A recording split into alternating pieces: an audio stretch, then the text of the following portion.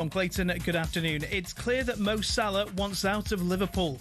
The words of our chief football correspondent Alex Crook. It's our understanding that multiple clubs in Saudi Arabia have him on their radar ahead of January.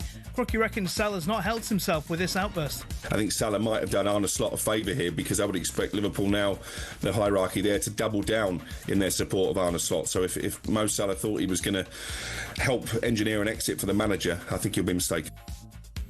Well, he's been left behind at Melwood as Liverpool are into this evening. He's even posted a lonely selfie from the gym this morning on his social media channels. The game itself comes during a turbulent time for Liverpool. Italian football journalist Daniele Fisichella says it could play into the hands of Inter. In the current situation, and with Inter coming off the back of a very good and convincing win at the weekend against Cesc Fabregas Como, probably the balance has shifted. So Inter do feel they do have an opportunity today. It's a live commentary from 7 o'clock this evening. Spurs host Slavia Prague at the same time on talkSPORT 2. Matthias Tel has been added to their Champions League squad in place of the injured Dominic Solanke. Now, it's our understanding that a complaint's gone into FIFA's Ethics Committee over the World Cup draw last week. Non-profit organisation Fair Square alleges Gianni Infantino repeatedly breached FIFA's duty of political neutrality. It's also requested an investigation into the process to award Donald Trump the inaugural FIFA Peace Prize. And McLaren CEO Zak Brown has told talkSPORT that F1 misses the former Red Bull boss Christian Horner.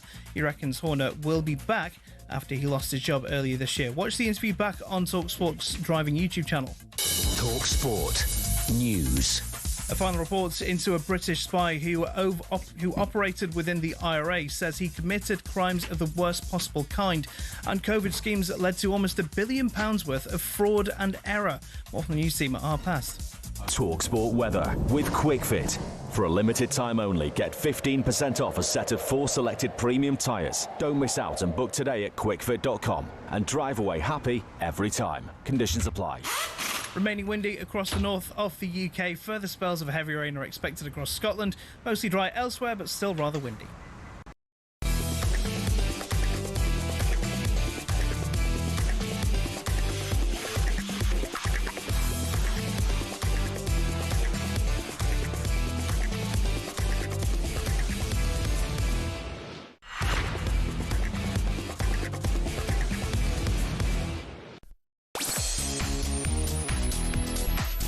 Hello, good afternoon. Welcome to Champions League Drive with me, Andy Goldstein, alongside a man who's under more pressure than AJ when he climbs into that ring against Jake Paul. It's Darren here, by the way. It's Darren Bent. Darren here, by the way. Oh, he's under pressure, the boy, for tomorrow's darts. Oh. Darren, you're required. Nah, I'm all good. All good, mate. All good. Should be.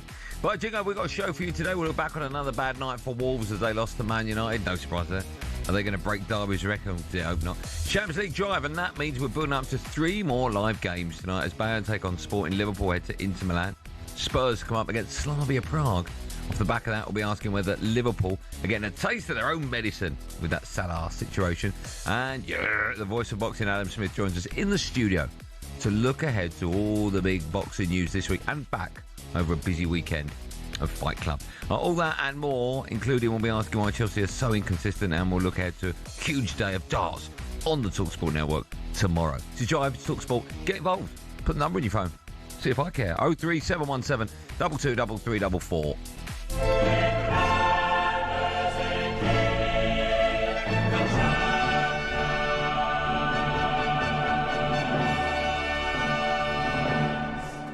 Bit over the top, Jack, wasn't it?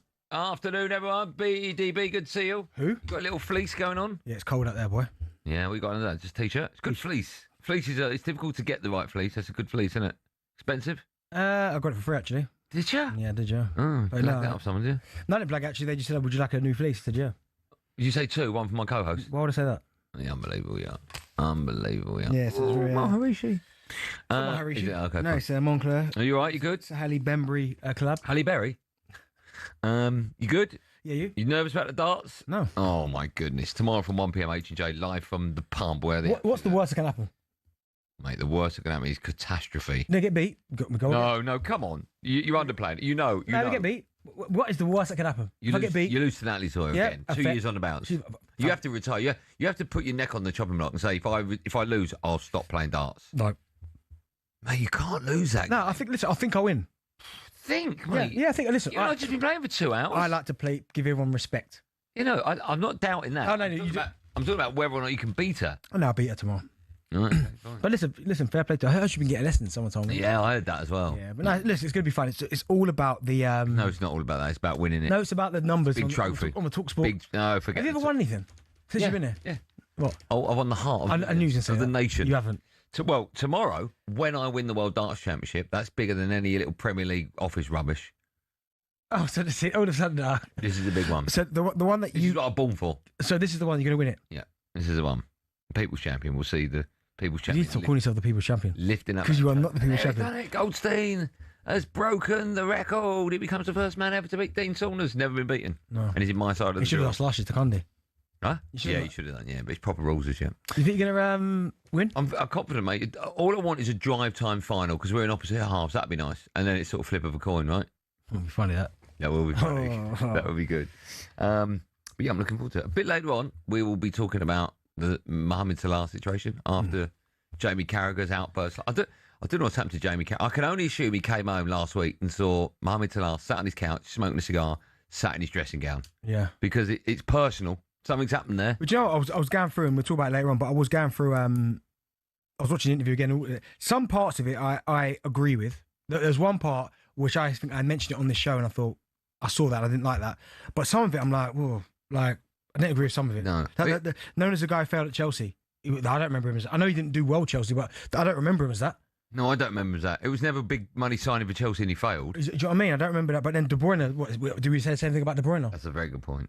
Do you know what I mean? So Very, very good point, eh? So there are a few. I think there's something personal in there because that was I mean, he kept going on about throwing him under the bus, but it sounds to me like Carragher's thrown him under the bus many a time. Yeah, it wasn't. Do you know what it was? It was someone who's far too still connected to the club. Yeah. And he was speaking as a fan, almost. No, I don't think he was. Yeah, he's almost too close to it. Not, That's the problem. He's too close. That's the thing. He wasn't speaking like, oh, do you know what I mean? Like he was trying to be impartial, but it's hard for him because he's so close to Liverpool. But Yeah.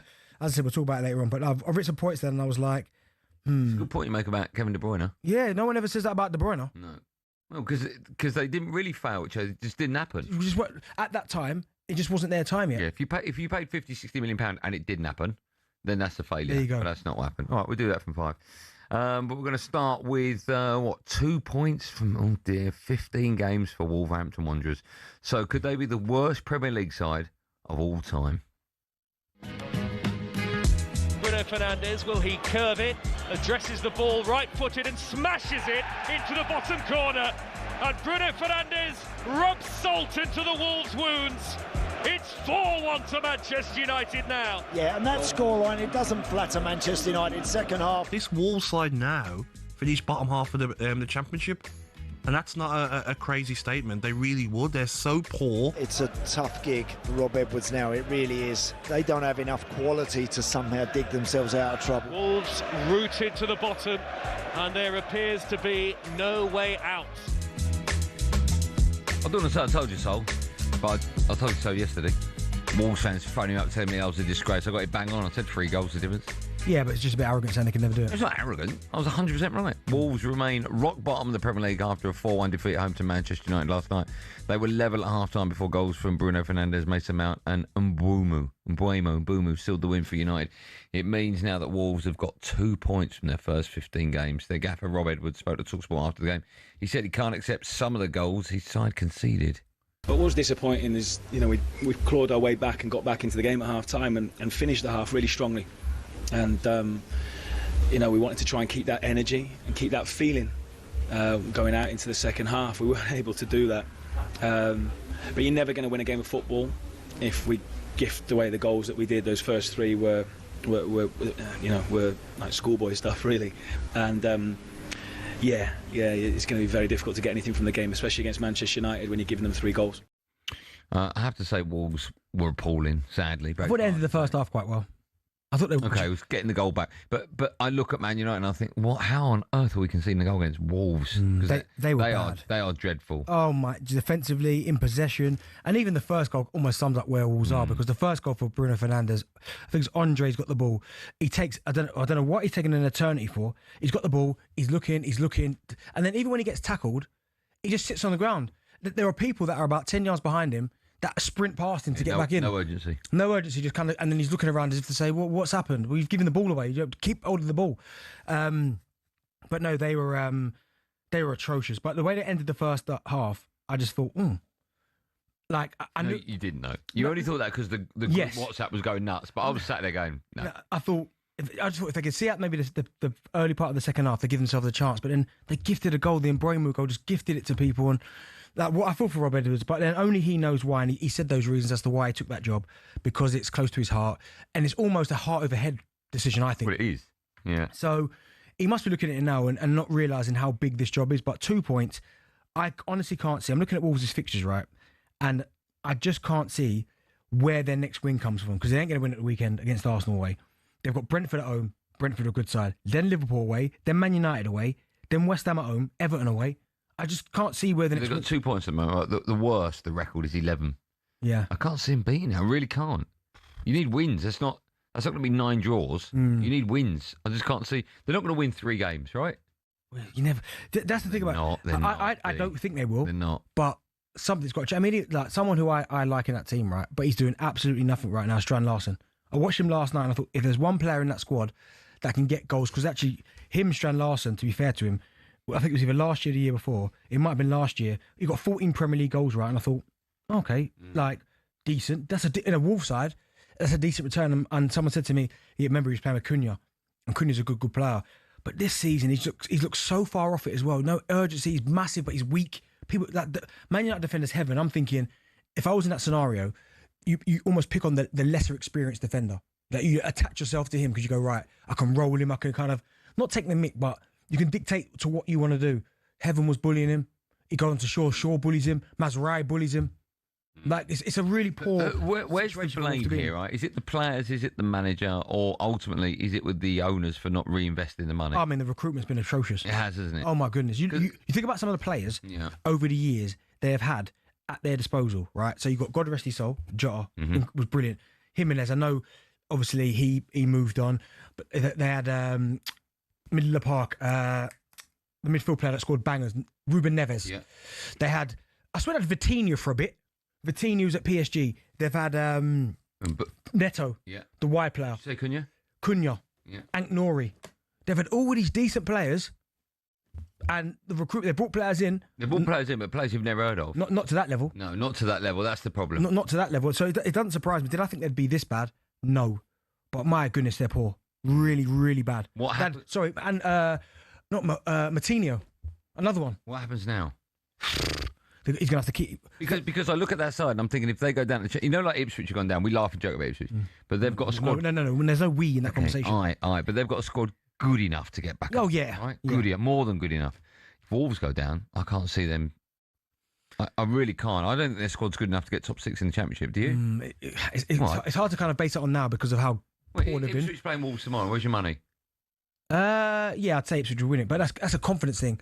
So what they're going to have to do is, if they do go down, and it looks like it's going to happen, the recruitment then is going to have to be key, because they're going to have to get... There's going to be players in that dressing room, even though they are responsible for why Wolves are in the situation they're in, they're going to be sitting there going, well, I'm betting this. I should be in the Premier League. So if they get those players out, and get players that are committed in to getting Wolves back into the Premier League, then I think Wolves can go up because they're a big club. Okay. We take calls from Wolves fans. What's happening with your club? Can you see a win? Me and Bentley can't see one. 03717223344. Joe, of the Wolves fans that phoned up yesterday that said they would phone up today to apologise, Eddie? Oh, there's a surprise. So is it come on National Radio yesterday and go, oh, well, you're a disgrace? No, you are a disgrace. Phone up and apologise to me now. Why are they apologising to you for? Because they said they'd apologise if they got it wrong. They got it massively wrong. They did. No. What was it? Lisa was one. Who was the fella? Can't remember. Tom, Bob, Paul, something like that. That was you. 03717223344. And Wolves fans, come on the show and just tell me. Come in here gloating. I don't want to gloat because they're my second team, Wolves. You know that. Come here, by the way, United fans don't get excited about it. It was Wolves. A couple of United fans are like, see, told you. No. Wolves. We're going to win the game. It's about Wolves, not Man United today. 03717223344. Dial that. You can have your say next. Live on Drive on talkSPORT.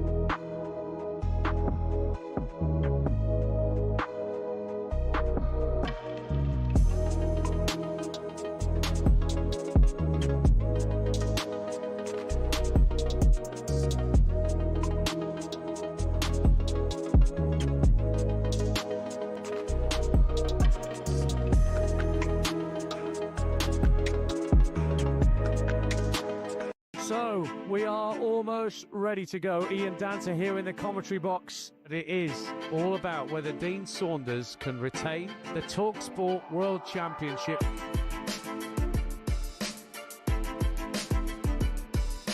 To win the leg. She's got it! Gets it! Double nine! He refuses the handshake.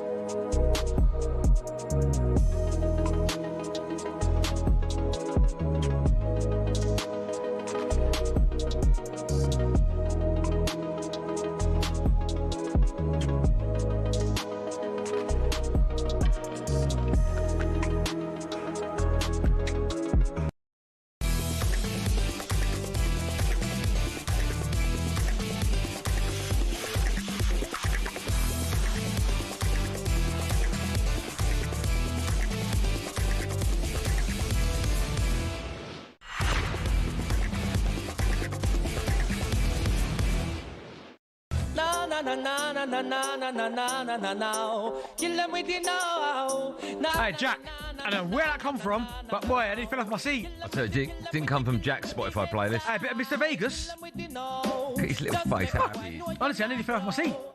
Where am I? Nodding away. I was in a dance all the time.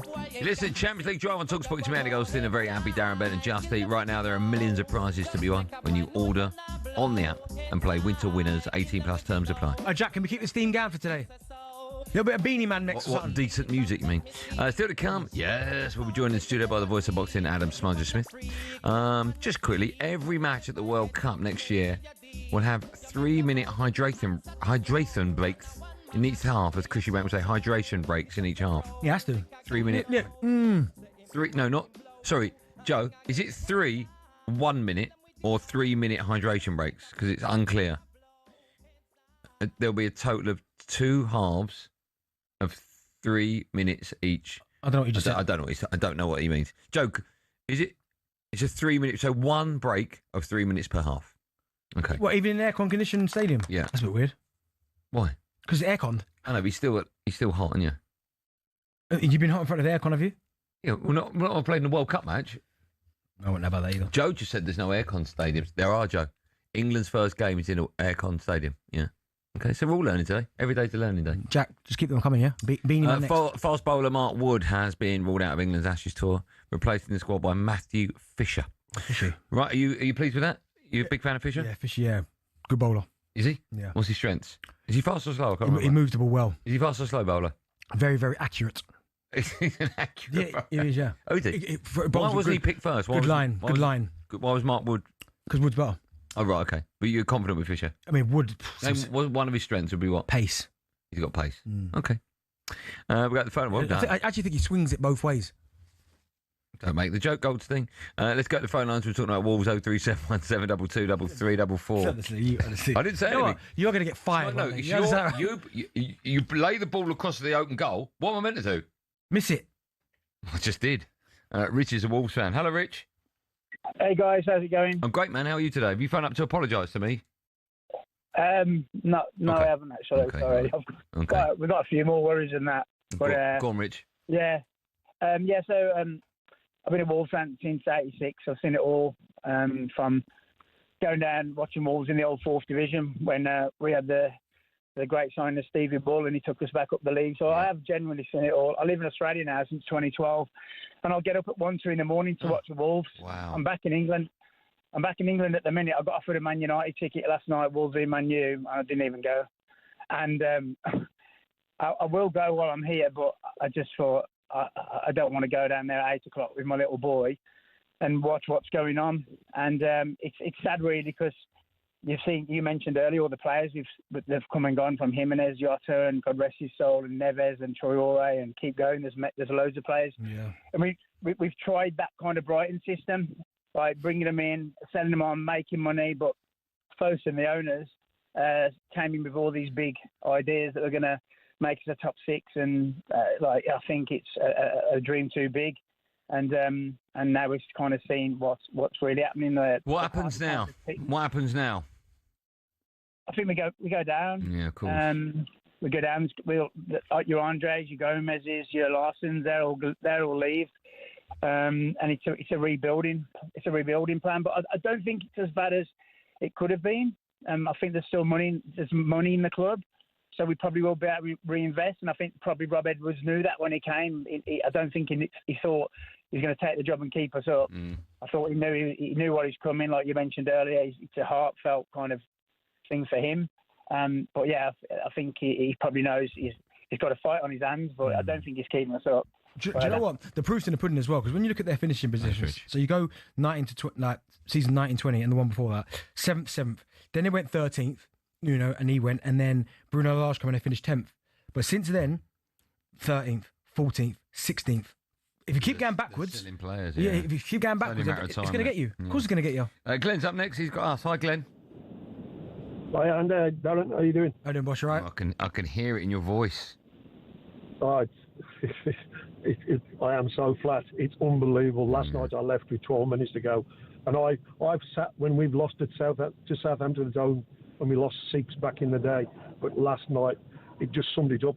And on the way to the ground, a mate rang me to see if I got a spare ticket for Arsenal, and I hadn't. But I sold him mine in the end. But I can't justify going down there. Yeah, I mean that is going to be a tough trip, by the way. That. Can I ask? Can the manager do anything with this group of players or not? Is it too late even for that? Not a prayer. Yeah. They're useless. Last night really should have been 8 or 9. Sam Johnson made 3 worldy saves. Yeah. And, it was on another radio station coming back last night. I just flicked it on as I got in the car. And whoa. What? Hang on. What are you talking about? They should stick. Oh, no. You're a disgrace, mate. Judas, that's what people call you. Well, Nathan Judah used to comment for the Express and Star, and I tell you what. But I tell you what, somebody said about the first goal last night. They want to stick the Benny Hill clip music to that, because that summed up our season. And it all comes from this Fosun. If your ambition is to tread water in the Premier League, you eventually go down, and we are going to double drop. We're the first team to do a double drop 3 times. It's garbage. Do you know what's hard though? And I get it. A lot of clubs are trying to copy this Brighton mould. That's taken Brighton years to kind of master, and now their technology in terms of the way they find players, their scouting network. Like Tony Bloom is a master when it comes to that. Who came in here? Was it Tony Bloom came in here? No, Paul Barber we got. Paul Barber. We should get him back in. Their structure is there'll be 1 or 2 over the years that we've missed that haven't been good, but on the whole, Brighton, they lose a player, next one's ready to go. So. And same can be said for the manager, by the way. Exactly. So even if they're trying to replicate Brighton, it takes a long time for this to pay off. And you need the right people in place. Exactly. So, I mean, Wolves, it was tough to watch last night because even in that last period of the first half where I said, they got the goal, I thought, if they come out second half, tails up, they might just be able to get something and hang on to it. The fans looked like they were with them as well. But straight away, again, make a mistake, straight at the start of the second half, goal, done. So the moment Man United went 2-1 up, that's a game over. Yeah. Mason Mount, lovely goal though. He looked good, didn't he? He looked good. Yeah. I don't know where you play him, but he looked good. I think he's one of the 10s. Do you? Yeah. So where's Bruno playing? With him? Well, yeah, I mean, we've got so many. What's your problem? You either play Bruno a bit deeper, which I don't like, but you can play him there. Yeah. Mason Mount and Bremo behind Cunha, or Cunha and Bremo could switch. Yeah. Yeah, nice problem to have, but he did look good. Yeah. Still to come in just a moment. I've just seen him in the gallery. We'll be joined in the studio by the voice of boxing, Adam Smith. First up, it's time for No Googling Part.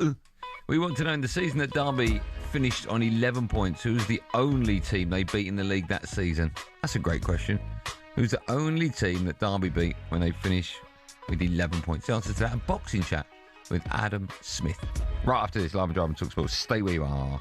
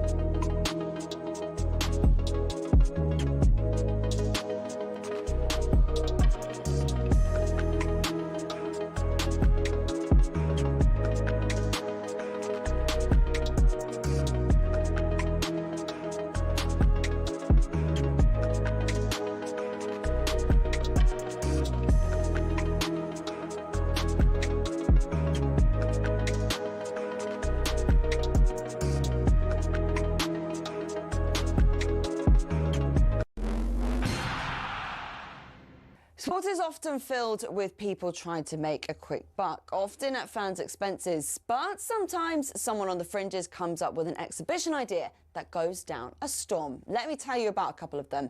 Mallorca, 2007. Rafa Nadal and Roger Federer compete in what was dubbed the Battle of the Surfaces, a unique idea that reportedly almost got cancelled at the last minute when worms got into the grass. An 11th hour turf delivery got the match on, and despite some dodgy bounces on the new green stuff, Rafa and Roger slugged out a 3-set epic. Tennis has a history of exhibitions too, with the Battle of the Sexes in 1973 captivating audiences worldwide as Billie Jean King took on the former world #1 men's player Bobby Riggs, who talked down the women's game. Billie Jean King won. In motorsport, there was Monzanapolis in the 50s when American Indy cars went up against European F1 cars. But perhaps the best exhibitions have been the charity ones. In 1998, legends like Mike Atherton, Sachin Tendulkar and Glenn McGrath turned out at Lord's for a one-dayer in memory of Princess Diana. And since 2006, we've had Soccer Aid, which has raised an incredible amount of money. And if you get to see the likes of Jose Mourinho taking out Ollie Mers, then what's not to like?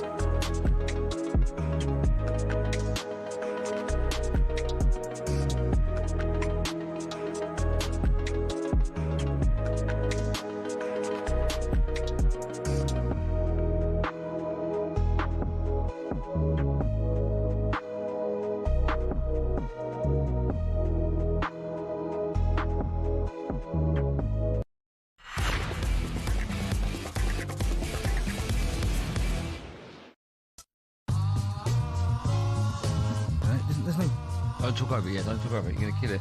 There's a big gap in it. You can talk over it. You talked over it. Talked over it, haven't you? Do you know what comes in that gap, what he says? Don't call it a comeback. Yes, when that's your new thing. It's when that bit comes on, say that. But that's the joke, right? I'm talking over it. It's not funny. It's just do this. It's not funny, you're right. Before the break, I asked the question, Derby, the season they finished with just 11 points, who's the only team that they beat? Any idea, DB? Newcastle? Oh, you cheated. No, I haven't. You have cheated. I swear on your kid's life. I swear on my kid's life I didn't cheat. All right. But someone wrote it here. That's not cheating. Don't start reading out text. Huh. Otherwise we'll be reading stuff out about gravy. Right, time now for this. There's a real feeling that this is the best versus the best. White's lost control. White has lost control completely. How many more do you want? Lift off for AJ! This is The Voice. Yeah, it's time for The Voice, our weekly feature where we're joined in the studio by the biggest and best name in the world of boxing. And by that I mean Adam Smudger Smith is with us in the studio to look back and forward on all the biggest stories in the world of boxing. Good afternoon. Hold on, your mic's on. Jack, come on, man, look. Oh, now it's on. Now there's the red light. Jack, shut the laptop. Where was the red light? Jack, look, honestly, you pay peanuts. Look what you're getting there. Look. Good afternoon, or is it good evening? It's dark outside. Well, okay, now you've opened up a can of worms. What time does the evening start when it's dark? All I know is that you left me behind last week and went off to Sorry, America. you were in Monaco, weren't you? No, hang on a minute. You Monte Carlo. were in New York and Washington, you two. Yeah. And where was I? You were working. Well, I was, but I would rather have been in America. I bet you would have done. How are you? Good to see you. I'm good, yeah. Monaco was fantastic. What a show. Matchroom have been going there year on year. It's a pre-Christmas sort of celebration and fabulous card. Wonderful night of boxing. Ask, before we talk boxing, I've never been there. Is it like, in my head, it's like every scene you walk into is like a scene in a Bond movie? Is it like that? It's glam, it's glitz, it's fun, it's people watching, it's good, and it was lovely, it was beautiful. I really enjoyed it. All comped? All free?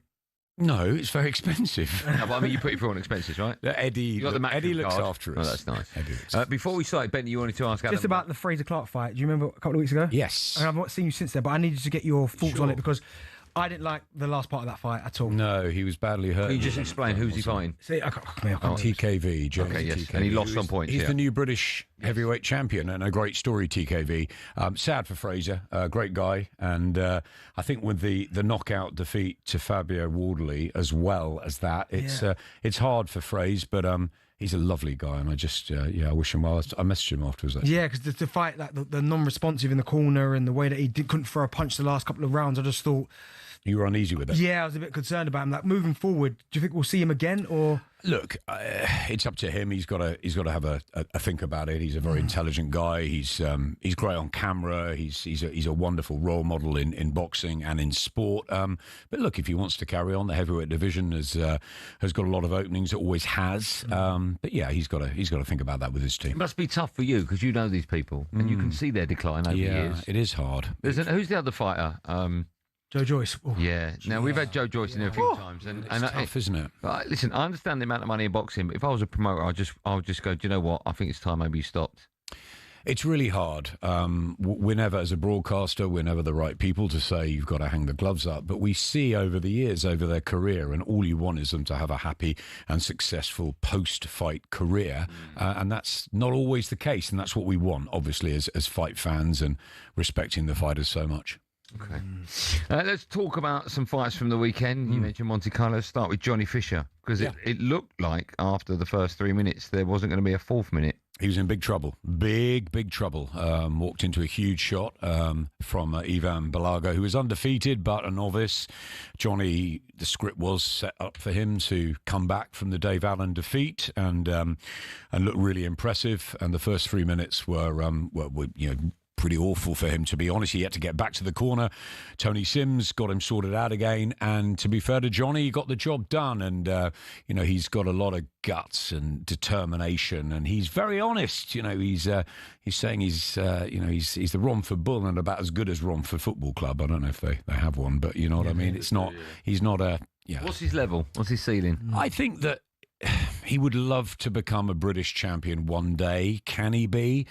Southern area English, they've got to take their time with him, but you've got to remember he was a rugby player and a historian at Exeter University, and boxing was just a dream. So every time he gets in the ring is almost a win for him, and he's a great character. He brought 150 of the Romford army over to Monaco. They had a great weekend. His dad's legendary, and he's a great story, but of course he's got to be matched carefully. Let me ask you, if we were talking about a footballer and I said to Benny, what doesn't he have? Benny could tell me the attributes that he's missing to become a top footballer. What doesn't Johnny have to make it at the very highest level in boxing? I think it's really difficult when you start late. Fabio Wardley did, and he's an example of someone who's a real rocky story. It doesn't normally happen. Mostly fighters start when they're very young. They get that that balance, that momentum, that amateur experience, and that holds them in really good stead. Not always the case, but I think that he can punch. He's all round. He's strong. He's tough. But I guess he lacks that sort of natural rhythm that fighters have. He knows it. Eddie's got to take his time with Johnny, get in the right fights, because of course he sells. He's a great story. Yeah, we love him. We love him, and he's an intelligent guy, and we really enjoy the ride, don't we? Yeah. Marge, what are some of the other big results on the card? Okay, Conor Walker had a great night. Pat McCormack beaten for the first time. Pat sort of fought the wrong fight. Conor dragged him in, and he was a big underdog. The Wolf from Wolverhampton, but he came on strong, and under Jamie Moore, he looks really good now, Conor Walker. I think big fights are ahead for him. Pat, it was just a little bit maybe too soon. He's so talented. Ben Davison was upset. He sort of he started in the wrong way. He engaged with Conor a bit too early, but Conor Walker was terrific. Also, Sean McComb shone on the bill. But I tell you what, the star of the show, in my eyes, was Elif Nurturnam. She is the Golden Turk, and she destroyed Beatrice Ferreira, who was seen as unbeaten, one of the pound-for-pound best in women's boxing. Brian Peters' team, that's the Katie Taylor and Sky Nicholson and TMA Ayton team. And Beatrice was just blitzed, down twice in the first round and then stopped. And she was lethal. She's a danger for everyone in that lightweight division. I was going to say, Smudge, as well, because you spoke about some of the fights on that card and the couple of unbeaten records went. Do you think it's quite important? And because some boxers are obsessed with the zero, right? Do you think it does a lot of good then when some of these guys who are seen as the next superstar to have a defeat on their record early? So then it kind of toughens them up a bit. I think what's happening is in the new sort of world of, well, not really new, I mean, they're 2 years in of Turki Al-Sheikh and the fact that he's putting on these massive fight cards around the world. I think what happened in Monaco on Saturday is that Eddie put on a mini ring show. It was that good. It was, and very, very competitive fights like Shabazz Massoud and Peter McGrail, the top of the bill, you know, nip and tuck. Massoud got the win, but McGrail's a really good fighter. And I think that they're being matched harder now. I don't mind the fact they lose one or two or three. If they're putting on great fights for the fans, they're making money. It'll only bring them on. Yeah. Let's move on, talking about a fight that I still am not convinced is going to happen. Of course, is Anthony Joshua against Jake Paul. In your mind, are you 100% sure it will? Did you hear Jake's cryptic message? Yeah, and I just got bored. That at 2 o'clock this afternoon he was going to announce something, and it is what it is. And Caroline Dubois gets announced as part of MVP, which is... I was talking to Spencer Oliver about this, right? So I text Spencer early on and said, what's the news? And he texted me back after the news broke and went, it's this. And I went, yeah, I know now. And he said, that's what Jake Paul's so great at. Yes. Right? Like self-promotion. I'm like, yeah, it is. But at the same time, when I saw the news, I had a different, lower feeling than I would have done had he just announced it. Because everyone's expecting it to be something about the AJ fight. And you read it, you go, ugh. So I don't necessarily think he's that great. He's great at marketing himself. I understand that. But I'm just a bit bored with it all. It's almost like he's taking the mickey out of the boxing punter. But everybody's going to be watching it. Well, I won't be. I will be. I'm not getting... I'll tell you what I won't be, because the fight starts at about 1 a.m. UK time. The card starts about... So he's not going to climb into the ring till about 3. I'm not waiting up to 3 o'clock in the morning for 30 seconds. No, do you know, it's the intrigue, because I want... It's not Mayweather. I'm prepared to sacrifice sleep. Curiosity? For 1 minute. I know what. How long it takes. I'll tell you how long it takes. Anything over 30 seconds and something's not right. Yeah. Come on. Look, whenever AJ wants it to finish, it probably will finish. But yeah, I mean, I think my sleep's more important. Put it like that. Your sleep's more important. My beauty sleep is more important. I'm going to be in Ghana, not Miami, because Matchroom have got a big show there as well. There's shows in Ghana and Nigeria next week, so everyone's all over the world. But we're definitely going to be tuning in. Where would you rather be? It's a really good question, because I've always wanted to go to Accra. You know, Bookham has produced the likes of Azuma Nelson and Mike Corty, some of the wonderful fighters over the years. Ed Huntley and the team say that Ghana, I'm going to absolutely love it. So I'm really pleased I'm going there. But of course, I followed AJ from the beginning. And even though this is a smash and grab and a nice, I think, pre-Christmas present for him, I'd still like to be there, of course. Would you? I'm watching it. Just because... I'll tell you what happens now. And I also love Miami. Way. Like, you guys went to New York and DC, two of my favourite cities in the world, but Miami might be my... Yeah, I'd go to Miami. I'd happily go. I'd rather go to Miami and not watch the fight. No, you go to the fight. Oh, come on. If we're in Miami, you're going. I just think he's taking the mickey out of the public. Not AJ. If someone offers you £60 million, good luck to him. Got no problem with that. I just think he's taking the mickey. Like, the fact that he genuinely believes he's going to be champion one day, we know he won't. So, let me ask he hasn't got a chance in this fight, and he's just ripping the public. Do you think off. he goes to bed at night thinking he wins? Who? Jake Paul. Yes. Yes. Ask me if I go to bed and I care about him. Smudge, you give him any chance whatsoever? It's such... No. Even that took a bit longer than I thought. Of course you can't listen. All probability is that AJ knocks him out when he wants to, but it's boxing. One lucky punch, one slip, one fall over. You never know. But should he? It's levels and levels and levels apart. If he wins, which he won't, and I feel embarrassed even saying this sentence, but if he wins, it's the greatest upset in the history of sport ever. Yes. And I think that's right. But let's see what happens. And I think Benty's right. It's that intrigue of when that bell goes, what is? We don't know. No, we do know. I'm telling you what's going to happen. He's got no chance. If it goes longer than a round, something's not right. Maybe he gets to 2 rounds like Ngannou did. Ngannou's a UFC heavyweight champion. Who got annihilated by Joshua, but he went 2 rounds and he... Jake Paul, I don't know what state he's from, Jake Paul, right? He's not the best fighter in his state. He's probably not the best fighter in his street. It's not the first fight in his street. In his house. I don't know how many people he lives with, but I'm guessing there's loads of YouTube. I'd love Jake to come on the show. No, tell him. His brother was on our show. Logan, I like. Logan's a good guy. A lot of people always say to me, right, who's the worst guest you've had? I never had an answer till Logan Paul was on the show. No, Logan's a good guy. Logan. No, he swore. He swore, and I went, "Can you not swear? There's kids listening." Swore again. Yep. I said, "You swear again, and we take your offence." And he ended the conversation with swearing. Was that it? And I just thought, get off, because kids. Really? Listening. Yeah, arrogant. Because we're getting deep now. But these people haven't had to work for it like a real boxer's had to work for it. They have had to work at being YouTubers. Yeah, but what's that? Sit behind a desk, clicking a button, screaming at the screen. I'm with you on this. Oh, shut up! They had to work at being a YouTuber. No, okay, but listen, you don't get to listen to what you're saying. No, you think if that was that easy, everyone would do it. Everyone does do it. They don't. They do it, mate. Not to these guys' level. No, but there's millions of people that earn 150 grand a year just clicking on a button and videoing themselves screaming at. They are elite YouTubers. That's a word. I'll write down the word instead of elite in this break, all right? Got a T in it. Right, we're going to have more from Adam's got a lot of letters in it, actually. More from Adam Smith right after this Live Drive and TalkSport. Boxing update on talkSPORT with DAZN, the global home of boxing. Sign up now at dazn.com/boxing.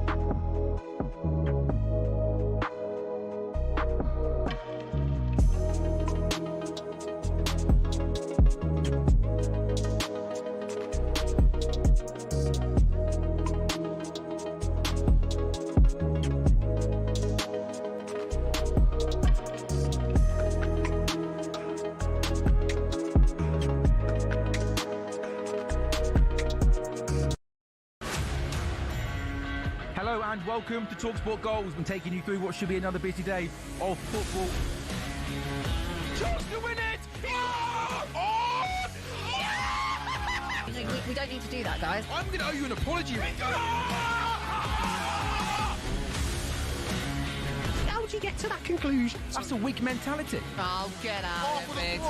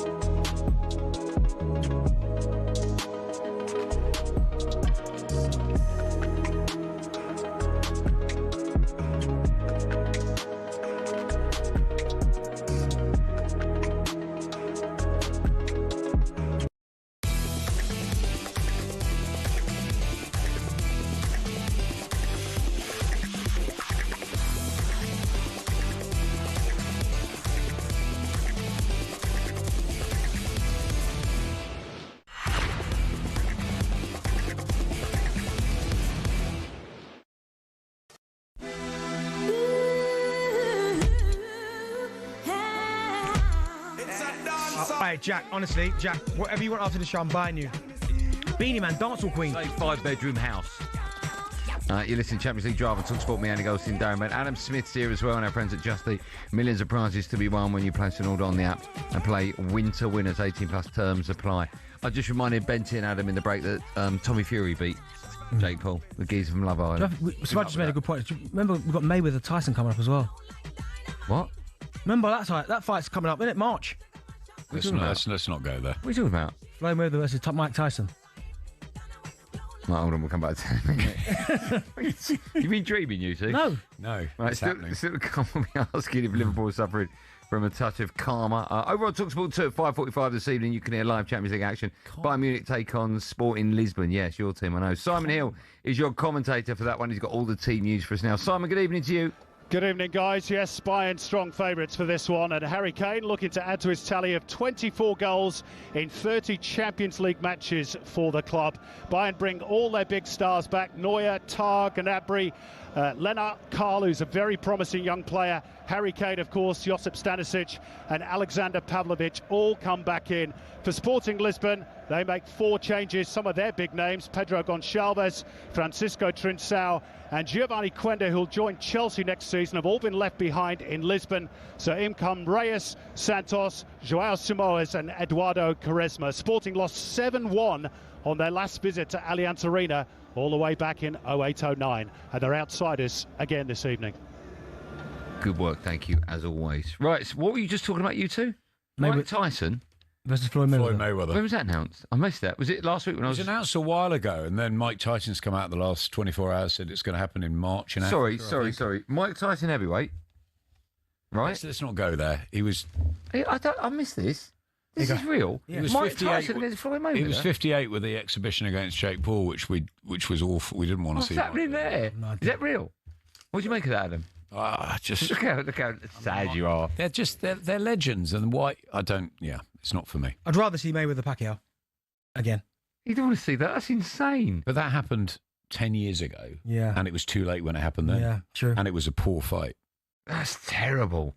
Why don't they just put Tyson Lewis on again? Mayweather's the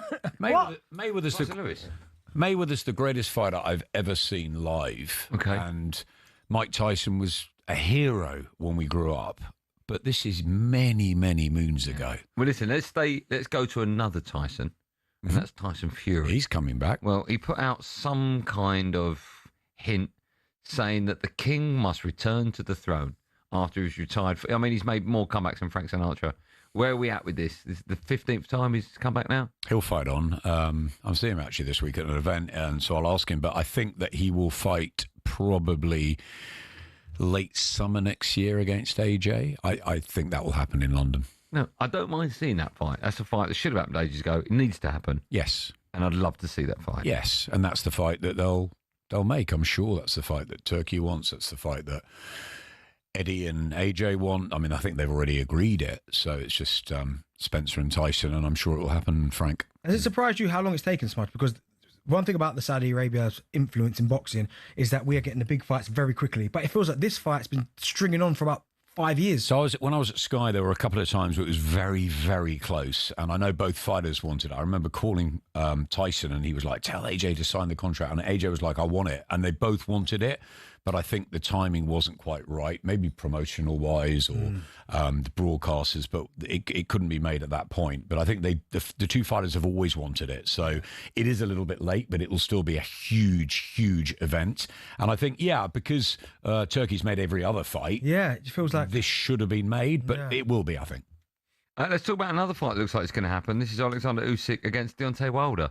Yeah, strange one. Obviously, Wilder is one of the modern generation, I suppose, that Usyk hasn't shared a ring with. He's beaten Fury a couple of times. He's beaten AJ a couple of times. Obviously, Dubois and Chisora, etc., etc. But he hasn't fought Deontay Wilder. And I guess that they'll put it on in the States, and Wilder still will have that power, but I think Usyk will win that fight. There's a few fights we've talked Deontay's a mate of mine. A bit whiffy, right? Look, Deontay's a mate of mine. I think he's a great character, and I think he had a fantastic time in the sport. That power was just ferocious. The Ortiz knockout. And the second one. I mean, bone-crunching knockout. On the ropes, he absolutely ruined him. I mean, in Vegas, it was mad. But his time's up, right? You'd have thought so, but Deontay, listen, he keeps himself in phenomenal shape. Do you know what he is? He's a scuba diver, Deontay Wilder. Did you know that? No. There you go. We're thinking about that tonight. Deontay Wilder's a scuba diver as well as a fighter. Very interesting chap. How long's that been going on? What do you want me to do with that info? I wanted to see what you were going to do with it.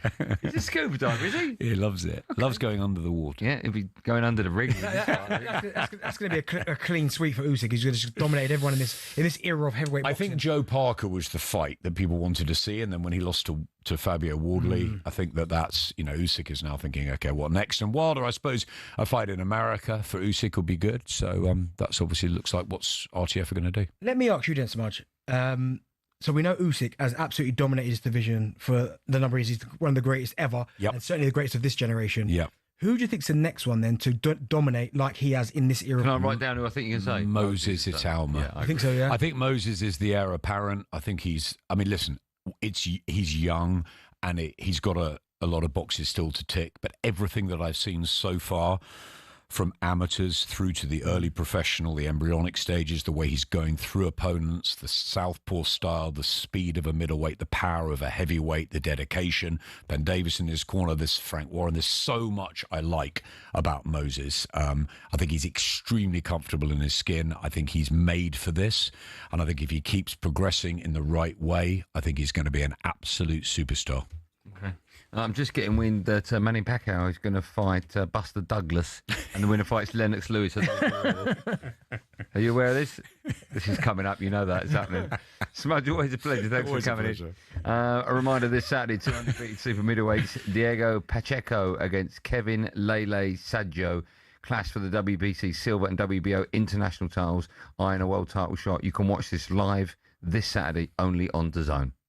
Boxing update on talkSPORT with DAZN, the global home of boxing. Sign up now at dazn.com/boxing. By the way, I'm getting wind that Prince Nassim Hamed, it looks like he'll be fighting. New film out on Naz, Piers Brosnan. I've seen the clips of it. Yeah. That's not the note we want to rather remember Naz as he was. Yeah. The only downside I've got to tell, we could talk boxing for days, is that after that defeat, did he have one fight after that defeat? One fight against Manuel Calvo. Lost to Barrera. Yeah. And one fight a year later against Calvo. There's a great documentary about following him up to that Barrera fight as well.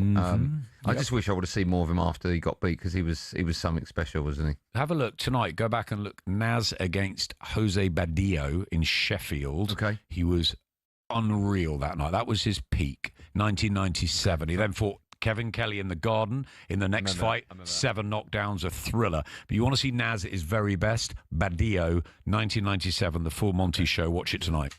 You YouTube Logan Paul on our show as well. And then you'll agree with me. Adam, always an honour to have you in the studio. We'll be back right after this live and drive and talk sport.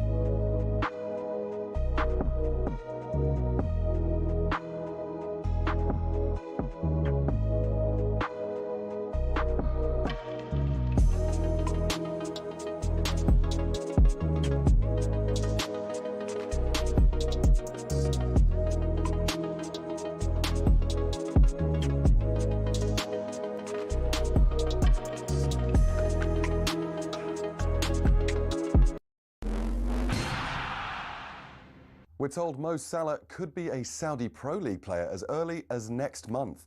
Here's our chief football correspondent, Alex Crook. It's hard to see any other top clubs around Europe being able to match the pay packet on offer in the Middle East. Al Hilal are the most keen, I'm told, in taking Salah. Salah's also posted a lonely-looking selfie from Melwood.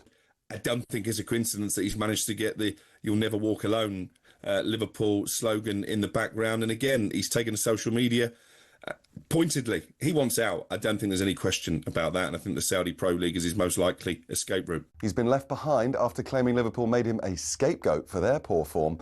Inter versus Liverpool is live on talkSPORT tonight from 7. Meanwhile, Xabi Alonso says he wants to stay at Real Madrid despite pressure building on his job. He's been linked with a possible switch to Anfield if both he and Arne Slot are sacked. But at the moment, this is my place. This is where I want to be, and in the future, you never know what could happen. Elsewhere today, there's been another ACL injury in the Women's Super League. England and Spurs forward Jess Naz is out for the season. She needs an operation. Meanwhile, England captain Leah Williamson's back from her ACL injury tonight for Arsenal in the Champions League. It's understood the Olympics in 2028 won't use the same dynamic pricing or ticketing structure that the World Cup have used. Organisers will announce plans in the new year, but it's understood it won't allow tickets to be sold on its own platforms for highly inflated prices. Now, does F1 miss Christian Horner? Yes, in a way, says McLaren CEO Zak Brown. It's an unbelievable, team boss. Obviously, things went sideways the last couple years. I think he'll be back, but I think sport is filled with characters, good guys, bad guys, all different sorts. And I think that's what makes the sport fascinating. Horner was sacked by Red Bull following an internal sexual misconduct investigation. And Motherwell say John Dixie Deans will be remembered fondly for his exquisite goal scoring at Fir Park. He's died at the age of 79. Deans also won 6 titles with Celtic in the 70s, playing up front with Kenny Dalglish, and won 2 Scotland caps. Find out all the latest at talksport.com.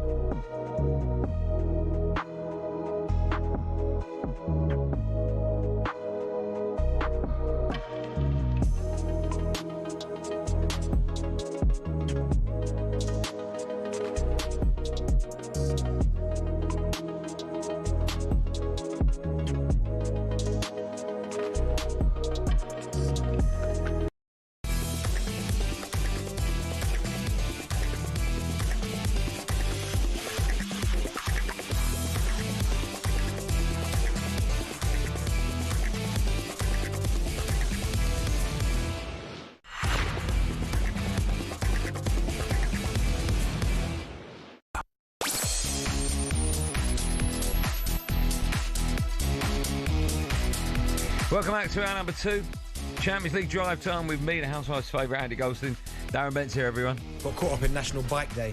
Oh yeah, what happened to you? I was late. You got left out the squad. Caught up in National Bike Day. Yeah. Still to come, DB and I will be predicting this week's Champions League results in our feature Clutching at Scores. Have you done that yet? So what? Have you done your Clutching at Straws yet? Scores? The games? Yeah. I always do it. I'm ready to go, man. Have you done it? Mm-hmm. You're such a liar. But now Liverpool go away to Inter tonight without Mohamed Salah. A game you can hear live on talkSPORT. Two sides who've won this great competition 9 times between them, even if recent performances have been in such stark contrast. It's incredible. It's Leeds 3, Liverpool 3. It is a point for Liverpool, but it wasn't convincing. I have done so much for this club. Sitting on the bench, I don't know why. Seems like a club is throwing me under the bus. Given away, Mo Salah! Liverpool's hierarchy have a decision to make now. Do they back Mo Salah or do they back our slot? Suggestions are that Mo Salah will not travel with the squad to San Siro. He may well have played his last game for Liverpool. It's played through down the middle to Dumfries. Square to Lautaro Martinez! The depth that they had on paper was not depth in reality last season. And it's Paris's night. They've beaten Inter by 5 goals to nil. We know they're not scared of English teams like a lot of opposition seems to be. Yeah, Liverpool, they go away to Inter Milan in the Champions League tonight as the future of Mohamed Salah continues to hang over the club. They currently sit 13th in the league phase with 3 wins, 2 defeats as well from their 5 games so far. Over the weekend, of course, they drew 3-3 away. That was at Leeds, and after the game, Salah said he felt as though he'd been thrown under the bus by the club. Speaking ahead of tonight's game, Arne Slot was asked if Salah's comments have made his job harder. If that was even possible. But it's not about me. If my life is difficult, yes or no, that's not very important in a situation like this. It is if it's more difficult for the team and for the club. And I think no one likes us to be in the situation we are in at the moment.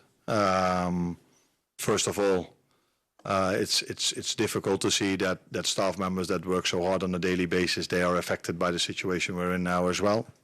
Mainly because of the results, second of all, about what this has done as well. So that's not a good thing for us as a team. Listen, he's already, his job's hard enough. When something like this has happened, it makes it virtually impossible. We've heard a lot of Arne Slot's take on Salah. We heard from Jamie Carragher last night on Sky. Where do you stand on this? We touched on it ever so briefly. I do think that there's something a little bit personal going on between Carragher and Salah. I just thought it was a little bit strange. I mean, he properly went for him. It was 8 minutes. A whole English essay on him. Yeah, it was 8 minutes. Looking down at his notes, I thought it was very bizarre. Yeah, so like some of the points he made. So he said it's a disgrace. Okay, I can understand why he'd say that because he's like he waited for something really bad to happen to Liverpool before he came out and did this press conference. So that was one thing, and I thought, okay, fair enough. He said he tried to get the manager sacked. I don't believe that. I don't think. Certainly the players that I've played with, I've never had a player. Yeah, they don't like the manager, and they probably would like him to go, but they've not actively gone out their way to get him the sack. So I don't think Salah would have done that. And also as well, the time frame's so short for him to overnight. It's like because not even halfway through the season yet. No. Get him out. I want to get him sacked. So I don't agree with him trying to get him sacked. He said he threw the right back under the bus for 8 years. Okay, right. So very bizarre. That I found really bizarre when he said that because I thought, well, you weren't saying it when you talk about Trent. I've heard you talk about Trent's defending before, and if not once have you said because Salah doesn't track back. Do you know what I mean? So I think you almost allowed Salah to get away with that, and a lot of people would have said that. And if I was a coach and I'm not, I would have allowed him because of the numbers he was putting up. I would have allowed him to do that, but then you can't in the next breath go he's throwing the right back under the bus. No, I didn't understand it. Right, so that didn't make no sense. Right. The known for the go fed at Chelsea, that line I didn't agree with either. But the one thing he did say, Carragher, and I said it to you, and I did notice it, and I thought, I didn't like that. I think it was, he said it was Frankfurt away, and I can't quite remember, it might well have been, where Salah gets the ball, and obviously Wirtz at that time is struggling. Should have squared it. Should have squared it. Like, it was harder to score. Like, you couldn't have scored from there. If he rolls it to Wirtz, Wirtz scores his first goal of the season for the club, he might have then got a bit of a lift and away we go. But all I'll say on the back of that is you can probably go through all Salah's goals and he'll be in a similar position and he's scored many a time from that angle. And that's, again, where it flips back to if he scores, fair enough. But when you don't score... No, when you don't score, of course, but it's Mohamed Salah. He's expected to score, right? I get it. It's a bit obvious. But that one there is the one I thought, you should have passed it because it's happened a couple of times now where Wirtz has been there for the tapping and he hasn't given it to him and they haven't scored. But on the whole... It's a tough situation for Arne Slot to be in. I mean, you are talking about Salah. When you talk about Liverpool legend, right, he's got 250 goals for that football club in 420 appearances, which is nuts, right? He's their highest ever goal scorer in the Premier League. 188 goals he's got, which I think the next closest is Robbie Fowler on like 130. So that tells you how good he's been. He's Liverpool's third all-time top goal scorer behind Roger Hunt and Ian Rush. I mean, you're not talking about a guy that was there for a couple of seasons that done him well and then left. He's been there for 8 years. This is his 9th season. So, and this is what I mean about in terms of special talents and special players are awarded a little bit different to other players, and I respect that. They've earned that right, and that's why I've said before he shouldn't be able to stand the team the whole time if he's not performing. But I think if it's 4 games or 5 games, he's probably earned a couple more, and then after that, then no, he's got things have got to change. I'm not saying he's got the right to stay in and never be dropped, because if it's not working at some point, for the manager's sake, you have to move him on. But the whole situation now, I don't know how you repair it. I do find it incredibly hypocritical, right? Not just Carragher, but Liverpool fans that will phone up this show and say how disgusting it is what Salah's done. Because not one of those Liverpool fans said that about how Isak treated Newcastle. They were more than happy for him to, sit in the training ground, sit in his car and not go into work and not train with the first team to force a move. All of a sudden, one of their own now has a little bit of a problem with the manager. And it's like, it's disgusting the way he's no players bigger than the club and all this sort of stuff. Yeah. A phrase I hate because no one's ever claimed to be bigger than the club. That phrase is bandied around way too often. No one's ever claimed that they are. It doesn't mean anything because we know it. Yeah. Right? I personally think the way, and also when you say things like Salah's only come out and spoken to the press 3 or 4 times. Yes, he said he spoke to the press 4 times in 8 years. Well, Salah's going to look after himself before he looks after Liverpool. That's just, personally, I think that's obvious. If you've got a problem and you're going to put yourself or the club forward, you put yourself forward. Of course you do. I think the way that Liverpool have handled this, I don't know what's gone on, right? And what Salah said... That's the big thing. What Salah said, right, he's obviously not feeling loved. Okay, he's one of their greatest ever players. He's certainly the greatest ever...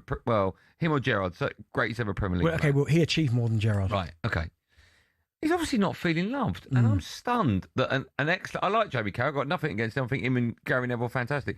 I'm just stunned that another former Liverpool legend has come out and absolutely slaughtered him. And something must have gone on for that to have happened to Mohamed Salah and for someone like Jamie Carragher to react in that way. I wonder if Salah will say something back, because... I don't think he will, because he won't bite. I hope he doesn't. No, but part of me wants him to. No, because do you know that might be what Carragher's looking for. Maybe, but a part of me wants him to, because whenever you hear Mo Salah speak, I mean, he looks like a really nice guy. I've met him a couple of times. Obviously, sat on the train. Train journey. Seems like a great guy, right? And his numbers and his performances have backed it up, right? And I sometimes think to myself, why would he not? Like, what's the worst that can happen? If Carragher's had a pop, and fair play, that's Carragher's opinion, why can't Salah have a pop back?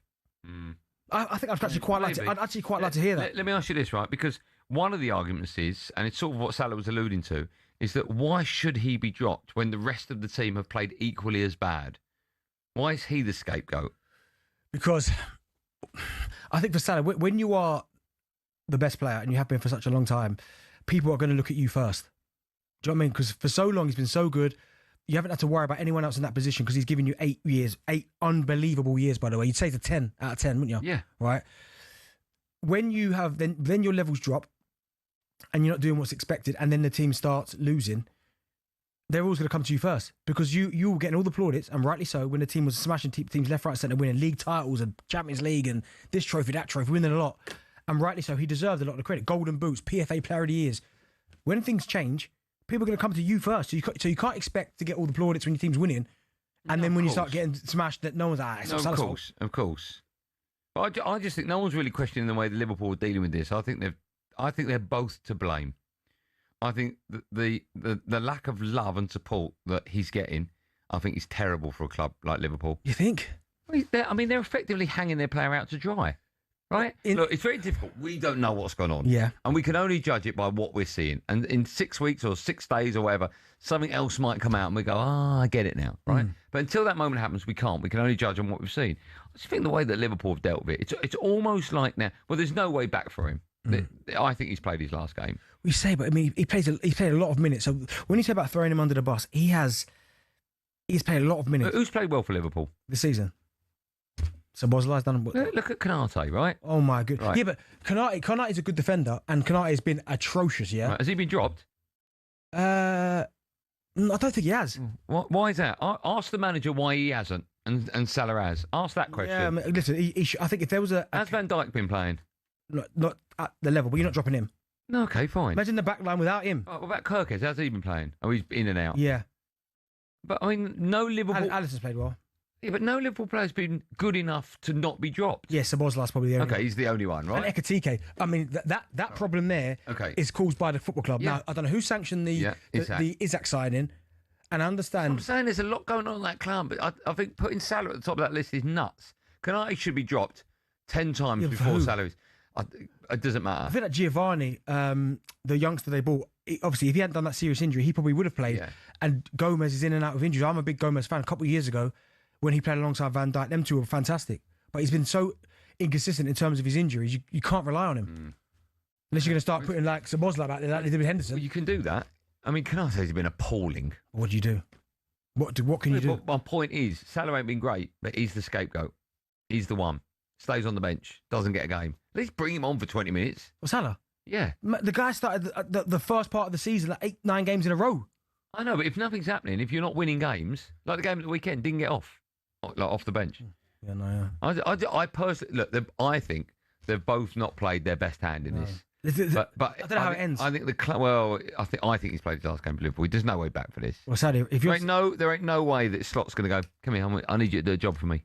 Won't happen. I wonder what the reaction would be if he is sold.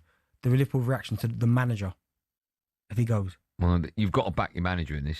You've got to. Really? Well, especially with the state of results. I know. It's a results industry, right? It's a tough one. You can have your say on all the above. You've heard my view. You've heard Bent's. What's yours? 03717 22 334. Liverpool chat right after this live on Drive and Talk Sport.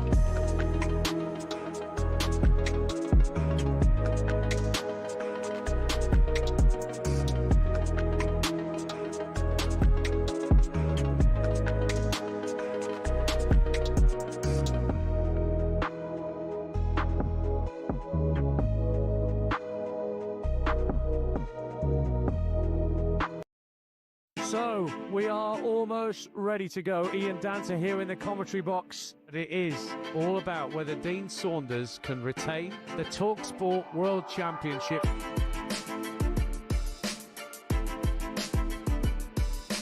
To win the leg. She's got it! Gets it! Double nine! He refused. refuses the handshake.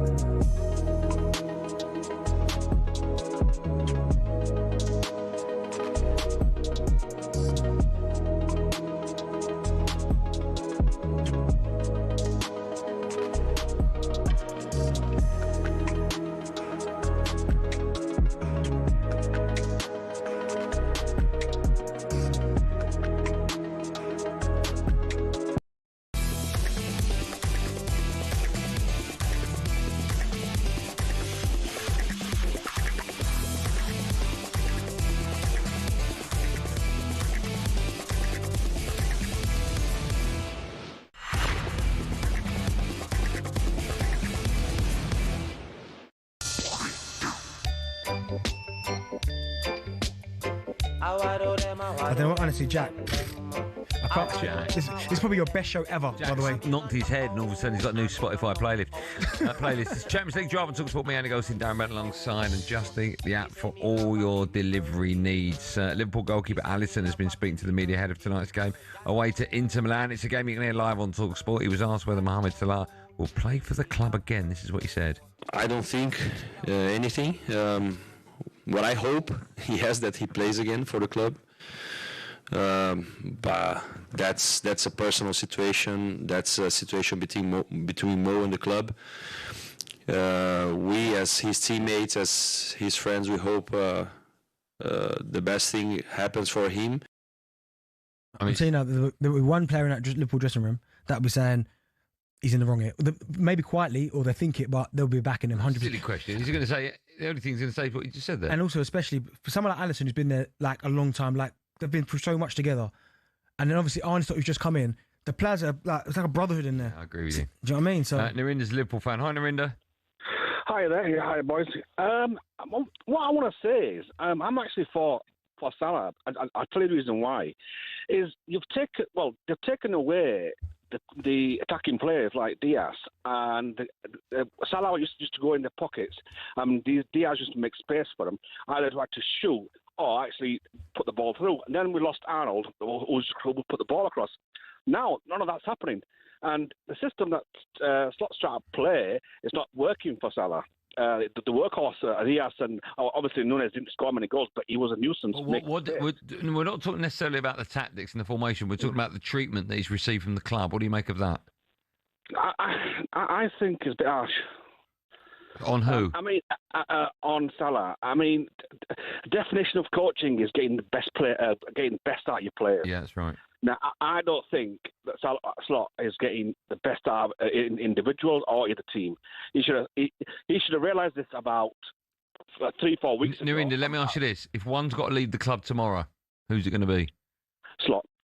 You want the manager out rather than Salah? No, I want Salah. See, last year I think he got lucky because it was Klopp's team. The only thing I'd say, right, and Narinda makes a good point in terms of, and you've said that before about the manager coaching the players, right?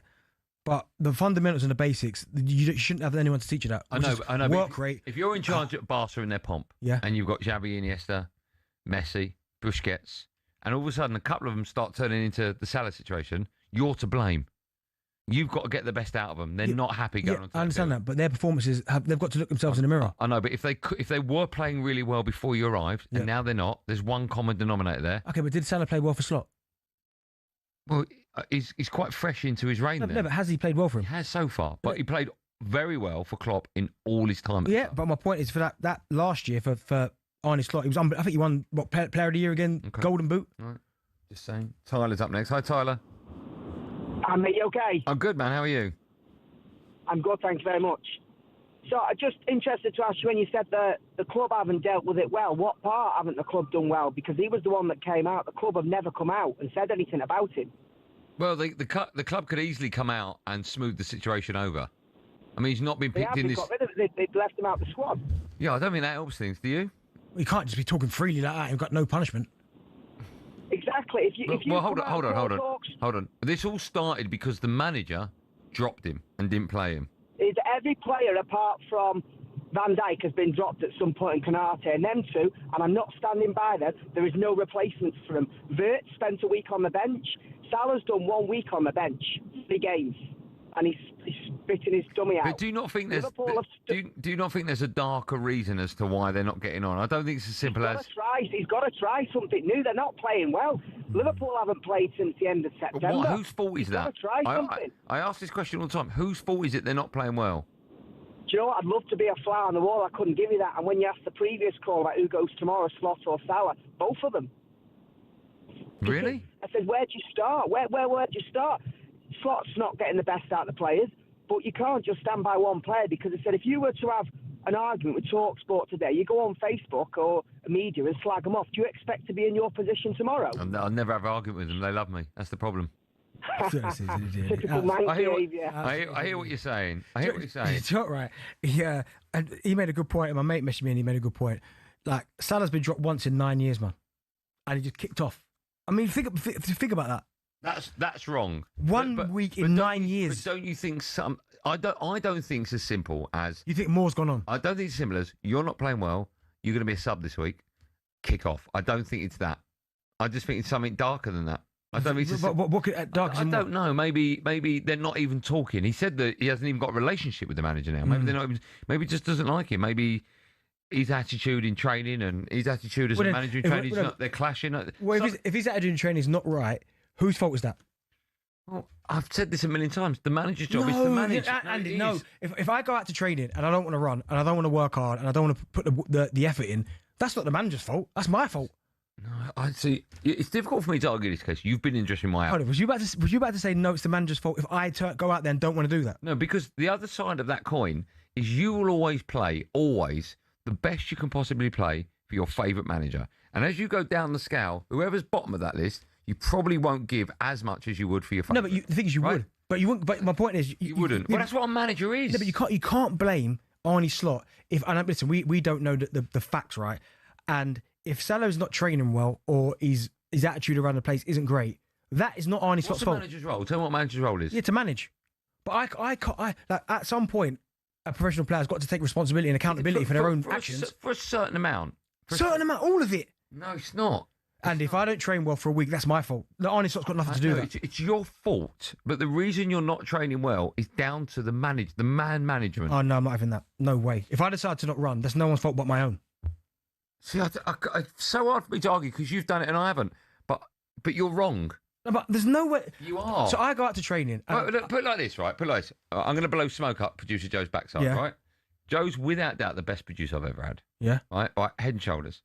Now, at the other end of that scale is the worst. Yeah. Now, I'm telling you, when I walk through that door and Joe's in the hot seat, for whatever reason, I'm performing better in this chair than I am when the worst one's sitting in that seat. Now, for whatever reason, that's the reason. Because he gets the best out of me. No, okay. And it's the same in any profession. If you work for a team of accountants, your line manager, if you get on with him, you're going to have a better day at work than if it was someone that you just didn't talk to. Yeah, my point is, though, if it wasn't Joe, and it was the worst producer you've ever had, and you come in here and you're slurring your words and you can't get on... Hold on, what was that? No, was he drug me? No, but you're getting your reads wrong or whatever. Yeah. That's not the producer's fault. That's your fault. No, but if he writes my reads and words are missing and...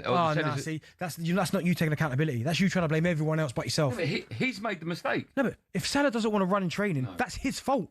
When a team wins the league, it's the manager. When they go down, it's the manager. No, I'm not having it. Well, it is. No, it's not. Who's the best manager in the Prem? Players have the best manager in the Prem? Players have to take accountability. Who's the best manager in the Prem? I'd probably say Pep. He's won the most. Who's the worst at the moment? Look at Ange, got fired. I get that. Won a cup. League form was appalling. Yeah, my point is that Salah went to Forest. Awful. We've got a break. No, I'm saying it's player responsibility. We'll carry this on in a minute. 037172233. Who told you to go a break? Joe? Yeah. He's useless, that producer.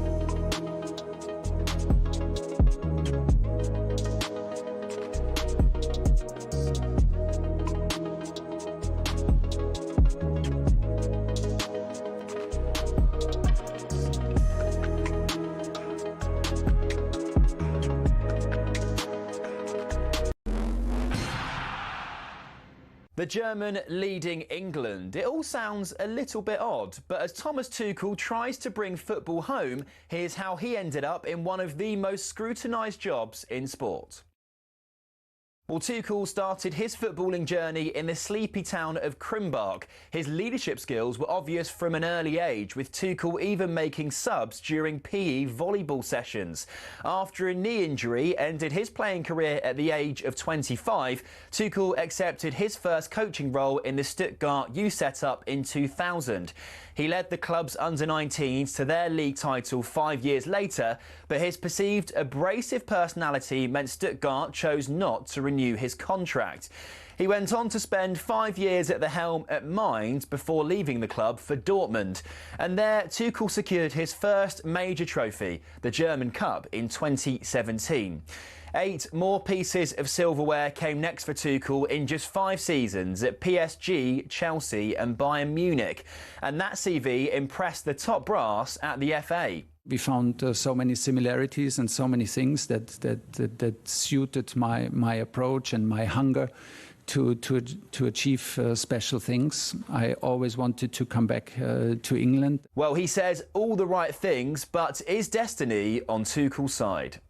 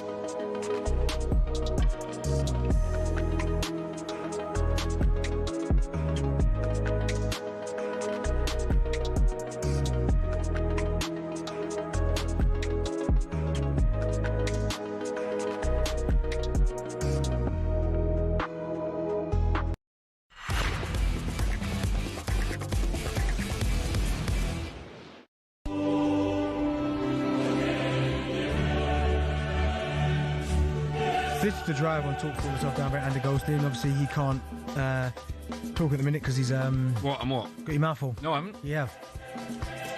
Your tongue's blue. Yeah, no, my tongue's blue, but my mouth is empty. Yeah, but it wasn't when we came back. Don't lie. See, now, when I do that to you... But do you do it to me? I wouldn't have done it if When you I do it to you, Yeah, I hate you it. get the ump. Exactly. So don't do it to me. I was talking to management out there. What, eating sweets? Yeah, they offered me sweets. I thought it'd be rude to go no. So I thought I'd eat them. I haven't done what I'm going to do. I'm going to have to do it live. Still to come, we're asking why Chelsea are so inconsistent. But now it's time to preview tonight's European football action with our friends at Enterprise Rent-A-Car. European football preview on talkSPORT with Enterprise Rent-A-Car. Whatever it is, we're here for it. Yes, this is our new feature. I don't know if it's new anymore. Clutching at scores. Good work, Joe. Well, every Tuesday on Champions League Drive, Bent and I have been picking 3 games from that week's fixture to predict the score correctly. Fingers crossed. Now, if we do correctly predict the result of the game, we're going to get a point. If we get the score right, we'll get 3. It's that simple. Throughout the season, we'll be telling up our score and find out who the greatest person out of the two of us is.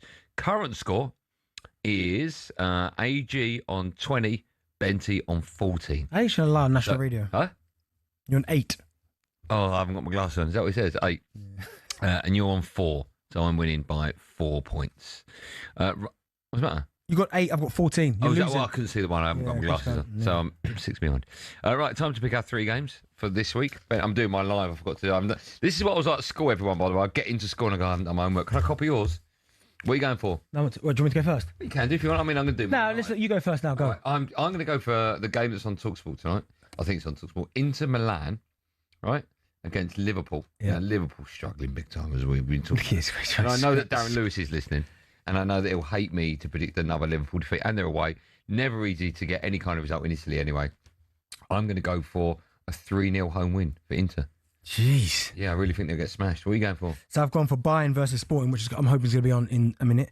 Bayern Munich absolutely flying, and I mean absolutely flying. So I have gone for 5-0 at the weekend. Harry Kane has got. I don't know. Do you know he scored like a 20-minute hat-trick, didn't he? Yeah, he's got 17 goals, and that's league already. Bundesliga. I mean, you know a striker's flying when you laugh at his goals. Honestly, 17 Bundesliga, and in total this season, right?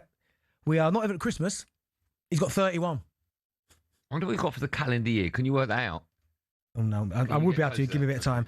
But I've gone... By the way, if someone can work that out and text in, 1889, Harry goals, calendar year total so far. Cool. I have gone for Bayern to beat Sporting 3-0. Bayern to beat Sporting 3-0. Yep. Okay. Next one, I've gone for Spurs also in action tonight. In fact, Adrian Durham is live from Tottenham Hotspur Stadium. I write it down again now, yeah? Okay. Yeah, that's what happens. Slavia Prague. Now, I just fancy Spurs to win this comfortably. I think they'll concede. I'll go for 3-1 Spurs. Okay, nice. So I've gone for probably, on paper, the tie of the round.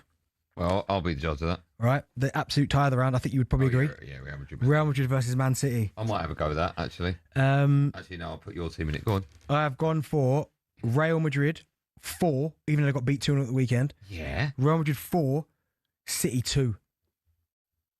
Really? Yeah. Your phone's absolutely flying at the moment. moment. And he'll get a couple. And that's all he's going to get, is it? Yeah, I'm going to go 4-2 Real Madrid. Oh, okay. I'm going to pick your team away at Club Brugge. I don't think you'll play all the big boys, will you? Who you got the weekend? Why have you gone Real versus Club Brugge? No, I've crossed it out. Club Brugge. Who have you got the weekend, Benny? Wolves at home. Oh, God. Another point for you. I'm going to go for Club Brugge at home. I just can't see you conceding goals at the moment. Although you got your two centre-halves still missing. Potentially, yeah. But listen, Hincapi and Mosquera as well. I'm going to go for what I think you'll win the game, but you'll concede 2-1. You're going 2-1, yeah? Yeah. All right. And my last game, I've gone Athletic Club versus PSG. Athletic Club, not in great form. I had a little look earlier. I've gone PSG to win away 4-1. All right, okay. That was a look at today's European action with our friends at Enterprise Rent a Car. Whatever it is, they're here for it. European football preview on talkSPORT with Enterprise Rent a Car. Here for it. Book now at enterprise.co.uk. Now, Newcastle gaffer Eddie Howe's been speaking to the media ahead of his side's game away at Leverkusen in the Champions League. It's live on talkSPORT tomorrow. He was asked how much of a boost it was to have Visser available after he made his long-awaited debut over the weekend. Yeah, he looks positive. I think his body language has been very good. He felt boosted by coming on the pitch and playing. As I said, it's probably earlier than we would have wanted, but I think he's ready to take on minutes. The challenge we have now is going to have limited game training time in between games to continue to develop his fitness, so it's going to be a balancing act we've got to try and get right. But I think he showed in that 20 minutes his qualities and what he can bring, and I think he'll only get better.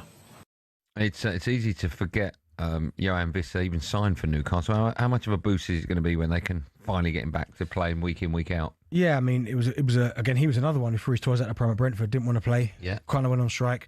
Last season as well, 20 goals, Premier League goals. Was it really that many? Yeah, he got 20, 19 Premier League, 1 in the EFL Cup. Really good season him and Mbremo had last year. And Wolfamada's been brilliant for Newcastle. When you look at all the players that left Brentford, Keith Andrews, I mean, how he's doing that, I do not know. Apologise again. I've apologised. I can only apologise once to Keith Andrews. Say again. Okay, Keith, if you're listening, I apologise. Yeah. By the way, if you want, he's got good hair, Keith. I'm more than happy to send him as an apology a pot of Goldstein's golden paste. Let me know, Keith. I'll quickly go back to this. Someone's texting. Thank you very much, Rich. Harry Kane's got 58 goals in 2025. Oh, okay. Well, I thought it'd be more than that because what was Messi? 90 something. 92, I think 92. 92. How you do that? I don't know. How you do that? I bet there was a part of Messi that was devastated. He didn't get to 100. Yeah, probably. But yeah, as I was saying, Visser, really good signing. Wolfamada's done really well for Newcastle. He's really classy. Before people lose their brains, you know the way like he moves with the ball when he's touching that. He reminds me a little bit of Berbatov. I know. I totally get that. You know I totally get that. The way he kind of holds the ball up, and he's not as good as Berber, by the way. Berber's incredible. Exactly what you mean. But he almost reminds me of Berber. And yes, again, Anthony Gordon was playing there for a bit of time, but that's not his natural position. You've got the league table there, Premier League table. Yeah, where Newcastle won the league. I'm not having a great time, by the way. So Newcastle, as we currently speak, I mean, funny that, isn't it? Internet, brilliant. I go onto table, and that's the only page that doesn't work. Okay. Look. Yeah. Matches work. Now what you're doing is blaming someone else. Right? No, I'm blaming myself for not sorting out. You're blaming someone else. No, I'm blaming. You should blame the manager. No, I'm not blaming the manager. 12th. Oh, okay. Weird, isn't it? Their league form ain't been great. Is that because they've got so much football? Yeah, and the squad's not big enough. Like, it's not huge, the squad. I mean, they've got some really good players. Some really, really good players. But just the squad's not as thick as other squads. How much of that do you think is down to Isak not being there? Yeah, I mean, listen, you have to take that into consideration. The guy was incredible for them for 2 years, 2.5 years, I think it was. main source of goals. And not only was he a flat track bully, he was scoring goals against the best team in the division. Yeah. Scored one of their most important goals in certainly the last 50 years in the cup final. So yeah, he's important. Isak, he was, but Wolf Almeida's gone in and done really well. Like I don't want to poo-poo him because his numbers might not be as good as Isak, but in terms of his all-round game, I think he's done really well. Okay. I don't want you to poo-poo him. Still to come on Drive, everyone. We'll hear Jason Cundy solve some of the world's biggest mysteries. I think it's a man that's just decided to just dress up.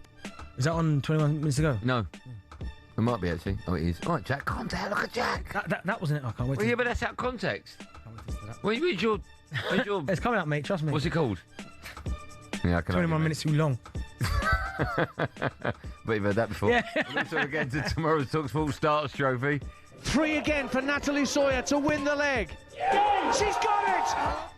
Oh, my God. Oh, that made me sweat. I was having that conversation outside. I said the only way Benny can lose is if it goes extra time, nearest to the ball, and yours bounces out. Yeah. Look forward to it.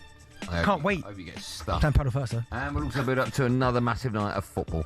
We love the Champions League on talkSPORT. We do, Aid. All that and loads more coming up the last hour of Champions League Drive with me, Andy Goldstein Darren Bent. When we come back, the best bits of talkSPORT in an item we've very cleverly called...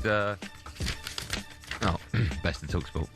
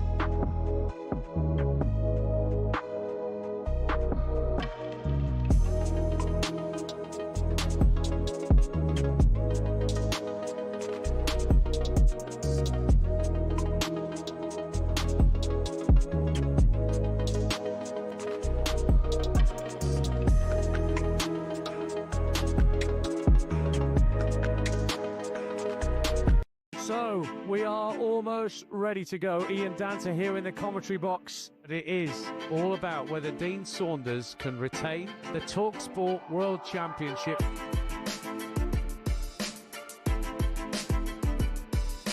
To win the leg. Yeah. She's got it!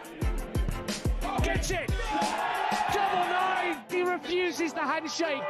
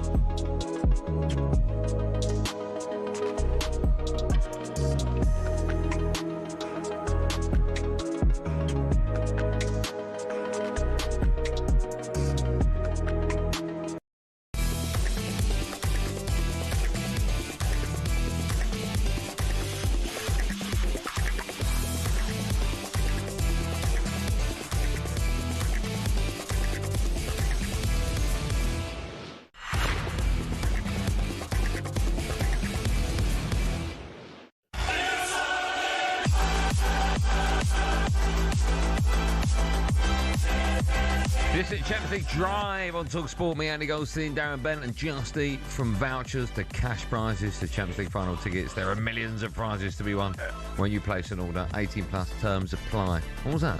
That was laughing. Still to come, we'll be looking ahead to tomorrow's talkSPORT Darts Trophy. You can, of course, watch all of the action unfold on your smart TV from 1 p.m. If there's an upset, you'll see it live. That's quite funny. This is. I've got a big read. I'll quickly say it. They've not got to put their name. Can't wait for Goldstein to lose his hair, Benty. It won't happen. Nothing else but that. Yeah, it's fine. I mean, that's nastiness, right? It will. It will happen. You know, jealousy is a horrible thing. Oh, That's I don't know what pure it's jealousy. Nah, I bet that person's a slaphead. I bet they're not. I bet they are. He sent a picture. Locks, mate. Locks. Yeah, he hasn't got locks. Yes, yeah. Big curly maybe locks. he needs Goldstein's golden base. We don't need nasty jealousy, do we, in the world? Is that nasty? Oh, I hope Goldstein loses his hair. It won't happen. My hair's unbelievable. She's sure for millions. Just quickly, talkSPORT and Pitch Experiences are giving you the chance to experience the event of the year, the PDC World Darts Championship at Ali Pali on the 23rd of December. You and 3 mates could be living it large with platinum seats, fine dining, a complimentary bar, exclusive access to the 501 lounge with Russ the Voice Bray. Then it's straight to your prime arena table for the best views in the house. Get ready for an unforgettable Ali Pali Christmas experience. Here's how to enter. For your chance to win, text the word darts to 83338. A text will cost you £2 plus your standard network rate. Or you can call 03434 217 508. Lines close at 4 p.m, 18th December. And that's when you'll need to answer your phone if it rings. If it doesn't ring, don't answer it. 18 plus and UK residents only. So for your chance to win, text the word darts 83338. Now, this is a network promotion. Full T's and C's at talksport.com. What are you going to say? You just laughed at something. No. Are you ready to move on? Mm-hmm. Yeah. No more rude text you want to read out, so hurt my feelings. That's not hurt your feelings, is it? Well, yeah. But you're the people's favourite. Yeah. I've got a text here, actually. Well, that's a lie. You don't read text, so that's a lie. No, can you ask Darren if he has gravy on it? Oh, I'm not asking that. Right, time now for this. Yeah, some of the best talkSPORT friends. We run you through some of the recent highlight moments from across talkSPORT and our sister stations. Kick things off with last year's talkSPORT Darts Championship. I wonder where this one's going. Darren the Truth Bent was up against Natalie the Destroyer Sawyer. But things didn't go well for Darren Bent. Oh, what a goal. 3 again for Natalie Sawyer to win the leg. Yeah, she's got it! Darren Bent is out! Natalie Sawyer has destroyed Darren! 16 from 27, leads him with... He's done it! 11! Jermaine Pennant has made light of Goldstein, and I can tell you there's some people here in the Mortan Bell who are celebrating far more than they should. Love Dyer. Dance. Oh, dance. That's harsh, that. Have you got a message for Natalie? No, good luck tomorrow, Nat. Yeah, that's it. She was brilliant last year. If she does it again, if she does it again, fair play to her. Which one of us is more likely to get knocked out in the first round tomorrow? Me. Yeah? No, you. Who would be the worst possible winner out of all the other competitors? Who would be the worst? O'Hara. Yeah, that would be awful. If he wins it. I mean, I'd find it quite funny, but it would be awful. It'd be awful. It'd be awful. He wouldn't deserve it. Remember, you can watch the entire tournament on talkSPORT YouTube channel. I know you will, or your smart TV. The early rounds will be on H&J. Oh, before drive time brings you the final. Wouldn't that be great if it's me and you in the final? So what? I'll read this one out later. It's positive, though. Right. On to Last Night Sports Bar, where Jason Cundy was alongside Jamie O'Hara. Here they were trying to name a certain West Ham centre-half. Oh, Constantinitis or something. Yeah, go on, Constantinitis. Yeah. Maripananosis. Something in it. Constantinitis maripananus. Constinant. He can't even say it. Hold on. Constantinatos Mavropanostrals. Can you do any better? I mean, I don't even know what they're trying to say. They're trying to say... Not Mavropanos. Yes, that's who they're saying. Plays for West Ham? Yes. Okay. Can you do any better? Mavropanos. What's the best thing about Greece? John Travolta. Yeah, I like that. Not the grease for your hair? Paste? Grease? My hair's not greasy, mate. Mine's the best All you can down to a certain talkSPORT colleague's golden paste. Yeah. By the way, GQ award winner that is now. Goldstein's golden paste. No, it's not. How much do you want to bet? I swear to God it is. No, it's not. What do you think of Cundy and O'Hara like a holiday? What do you think like? What's the question? What do you think of Honda? Oh, Honda? What do you think Cundy and O'Hara like on holiday? What do you mean, what they like? Mate, that's the question. What do you think Cundy and O'Hara are like on holiday? Horrible. I think they drink too much, eat too much, and annoy people too much. Remember to get your calls in when the Sports Bar returns at 10:15 tonight, following a massive night of Champions League action. Stick with Cundy. Let's finish with 21 minutes to go. The Unfiltered podcast is free to download, by the way. Here we go. Here's the fun boy answering the question, is Bigfoot real? Go on, Jay. That one, I think it's a man that's just decided to just dress up. As Bigfoot? As Bigfoot. Do you believe in any of that? Do you believe in the Loch Ness Monster? Lockie? Nessie. Lockie. I'm trying to give him a nickname, right? Oh, Lockie. He ain't turning around, is he? He's called Lockie. The Loch Ness Monster, known throughout the world as Nessie, and you've called him Nocky. Come on, Lockie. Here you come. Come on.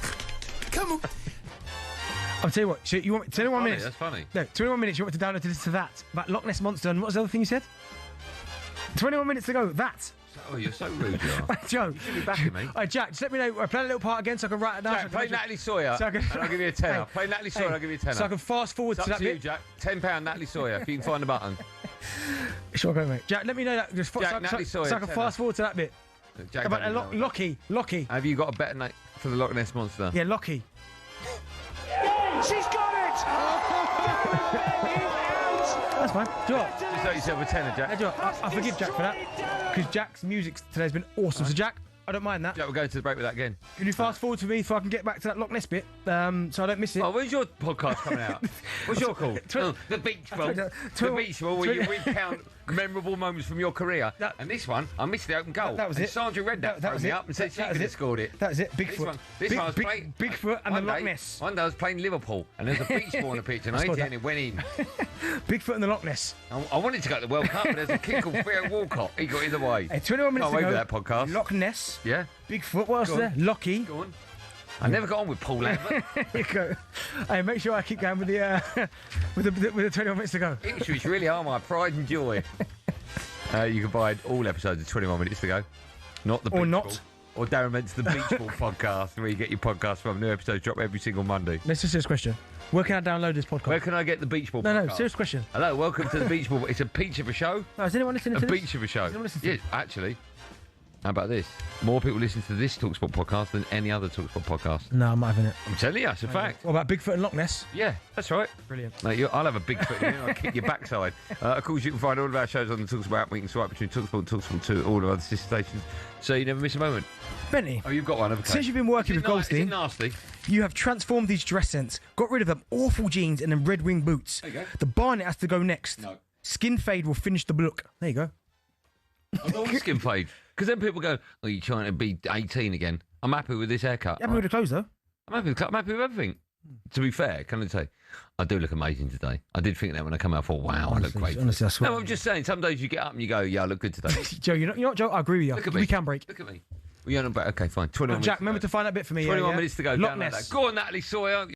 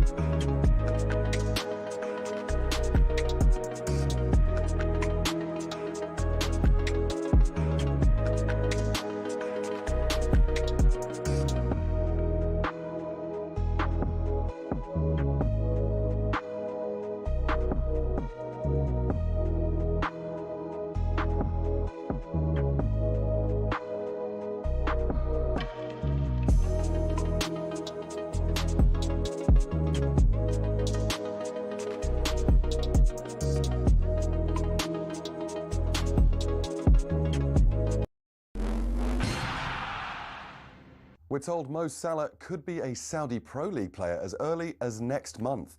Here's our chief football correspondent, Alex Crook. It's hard to see any other top clubs around Europe being able to match the pay packet on offer in the Middle East. Al Hilal are the most keen, I'm told, in taking Salah. Salah's also posted a lonely-looking selfie from Melwood.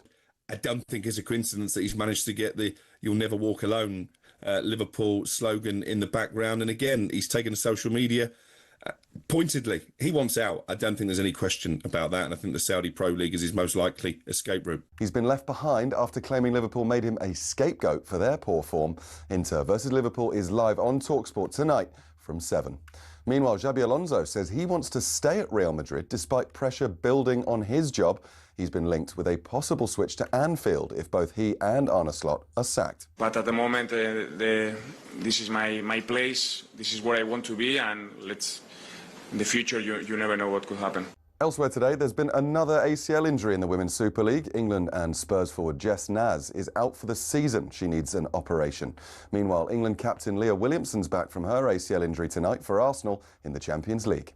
It's understood the Olympics in 2028 won't use the same dynamic pricing or ticketing structure that the World Cup have used. Organisers will announce plans in the new year, but it's understood it won't allow tickets to be sold on its own platforms for highly inflated prices. Now, does F1 miss Christian Horner? Yes, in a way, says McLaren CEO Zak Brown. It's unbelievable, team boss. Obviously, things went sideways the last couple years. I think he'll be back, but I think sport is filled with characters, good guys, bad guys, all different sorts. And I think that's what makes the sport fascinating. Horner was sacked by Red Bull following an internal sexual misconduct investigation. And Motherwell say John Dixie Deans will be remembered fondly for his exquisite goal scoring at Fir Park. He's died at the age of 79. Deans also won 6 titles with Celtic in the 70s, playing up front with Kenny Dalglish, and won 2 Scotland caps. Find out all the latest at talksport.com.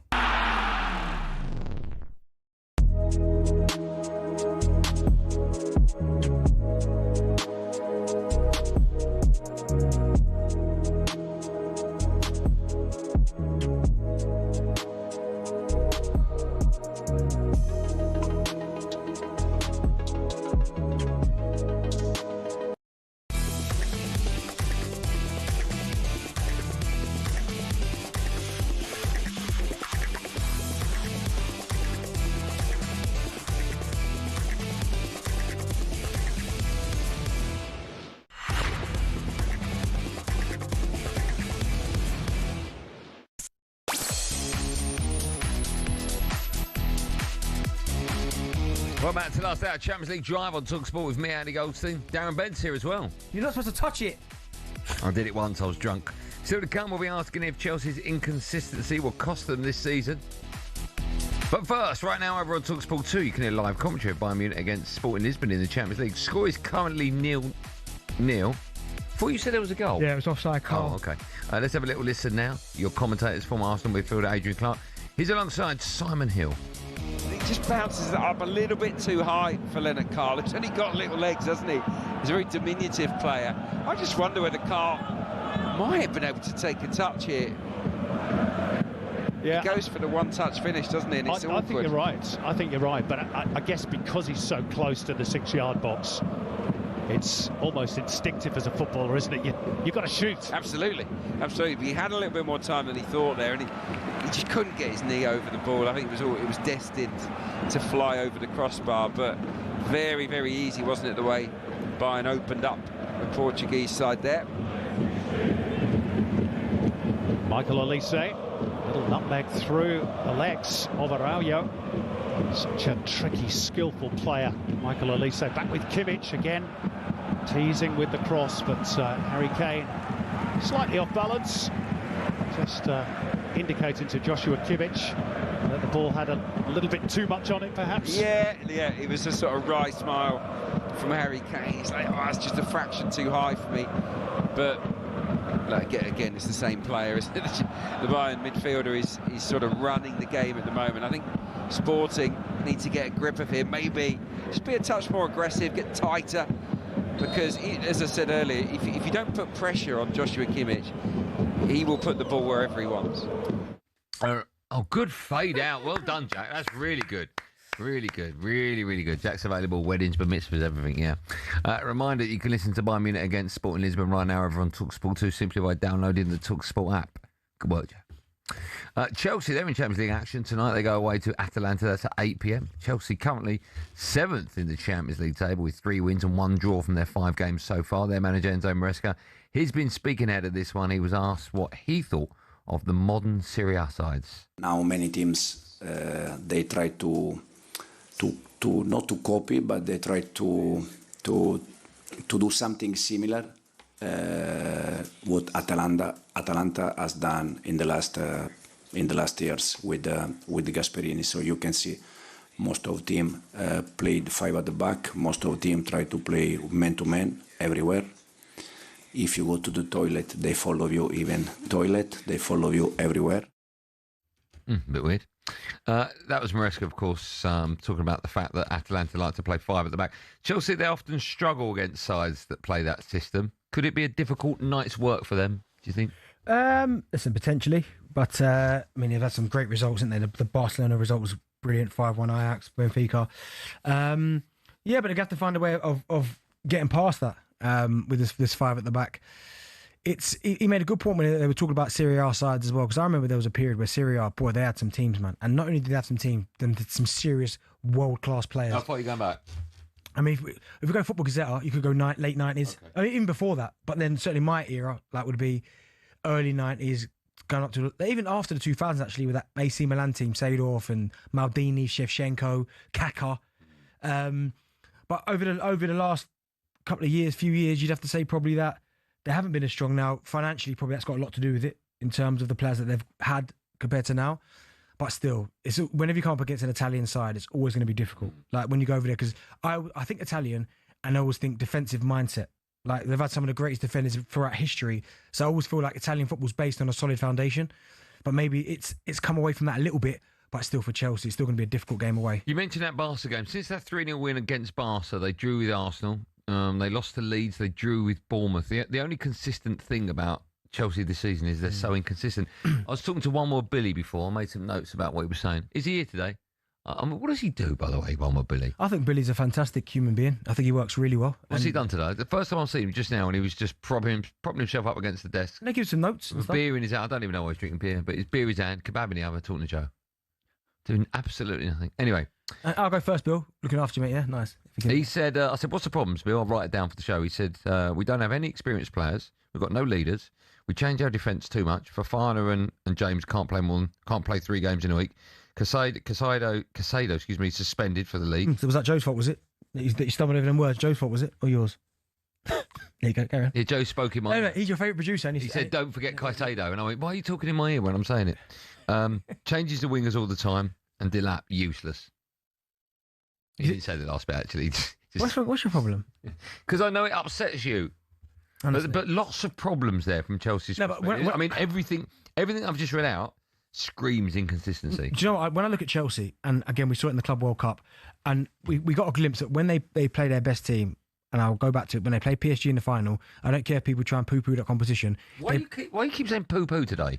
They wanted to beat... PSG wanted to win that competition, and Chelsea completely destroyed them, right? Yeah. So that shows you how good they are. And I think Chelsea are definitely a side that are suited to play against better teams, better opposition. I agree with that. Like, obviously, they drew with Arsenal, beat Barcelona.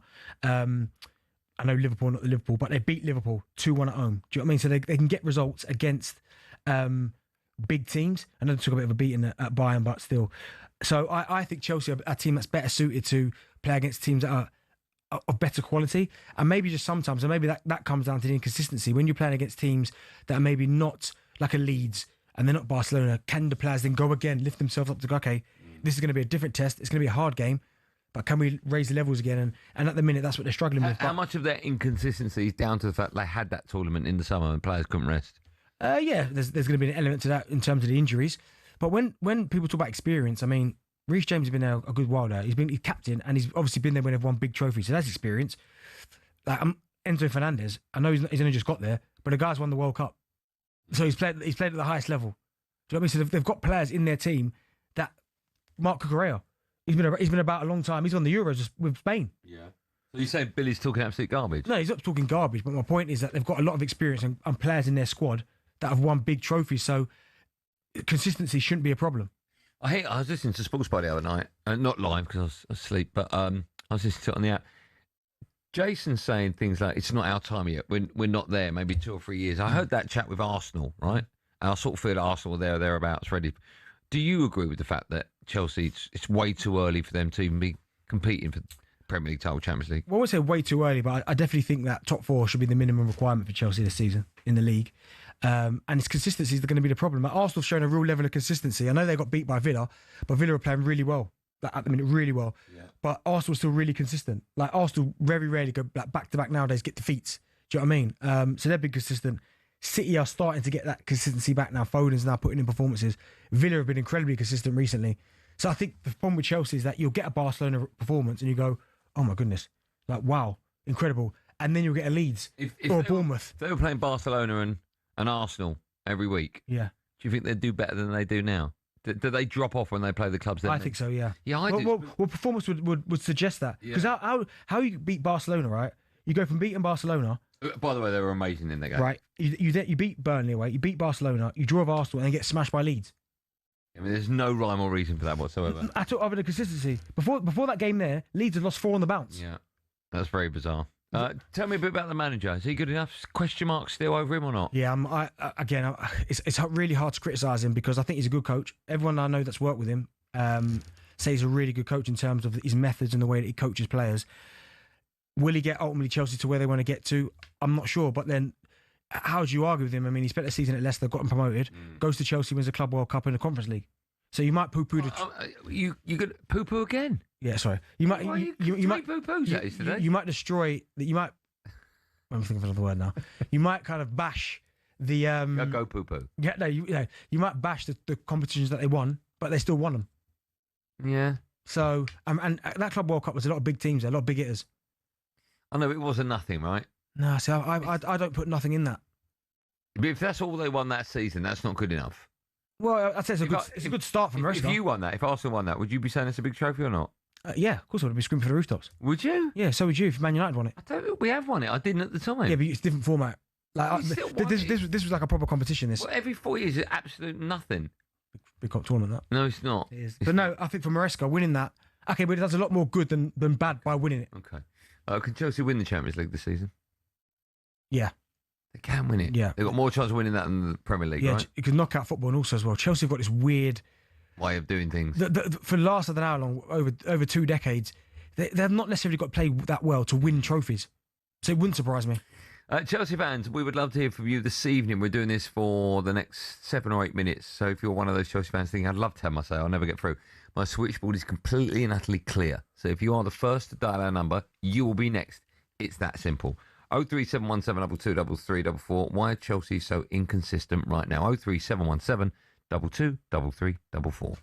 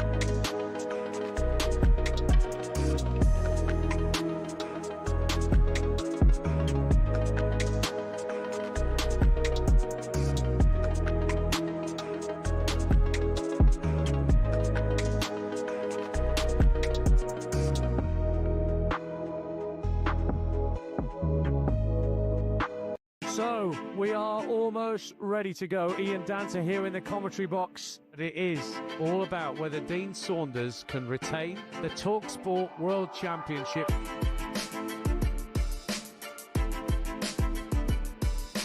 To win the leg.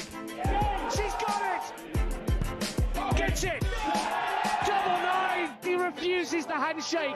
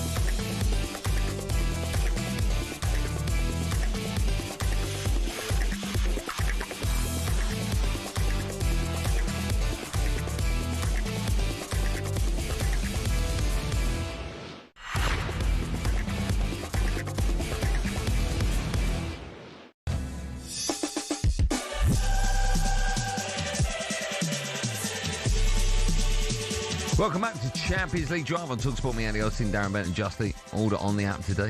You could be one of millions, or win one of millions of prizes. 18 plus terms apply. Still to come, we'll bring you team news from all of tonight's big games in the Champions League and Championship as well. Just quickly, every match at the World Cup next year will have 3-minute hydration breaks in each half. You made a very good point. That's commercial reasons up. Yeah. Today's hydration break comes courtesy of Budweiser. 100% that's going to be Budweiser, the drink for all. This could be that, isn't it? Definitely give you that. Right, it's time now for this.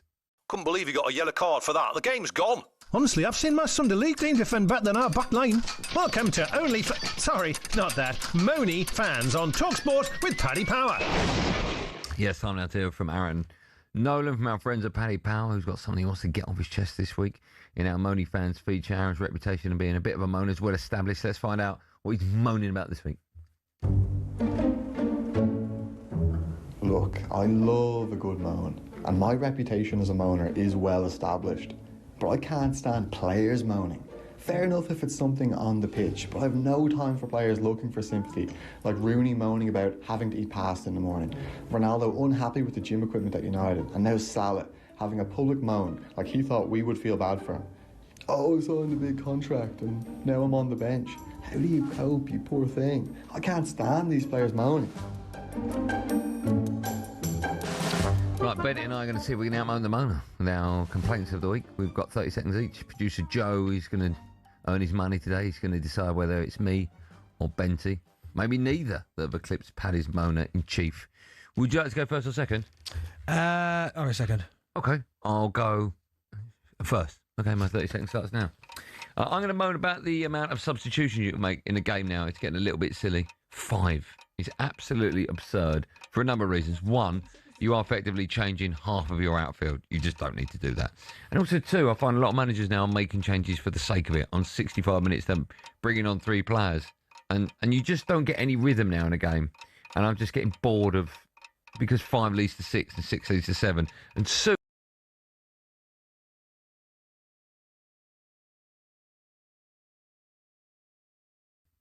yeah. You want to change that, Jack, didn't you? Eh? Lazy Jack. Put the laptop down. That was my go. I mean, the end of mine was was dumped because Jack doesn't do his job properly. What are you going for? You ready? What was it? I'm not saying it. Don't say it. Yeah. You don't say it. 30 seconds starts now. Yeah, I'm going to moan about the handball rule again. I think last night we saw, again, 2 decisions where Man United got one and didn't get the other, but I honestly don't know what the handball law is now. At one point, it was the sleeve of the shirt. Then it was like if your arm is in an unnatural position, then it's the arm goes towards the ball to make yourself bigger. And that happened last night. The first one from Ahmad's shot, how that's not handball, I don't understand, because it's quite clear he's moved his arm in the direction of the ball to block it, and they don't give it. And then the second one, yeah, it's handball, but it's not as bad as the first one. That's Jack ad-libbing there because he didn't have the end to that little plot. Right, there you go. We've just moaned. Who's the winner? Let's get the result from Producer Joe, who says in my, it's me again. Thanks again, Producer Joe. Good work as always. I've lost one of them. Well done. Thanks, Joe. And there you go. That's Paddy's Moaning Fans feature for today. Team Plus. Gabbleway.org. Moaning Fans on talkSPORT with Paddy Power.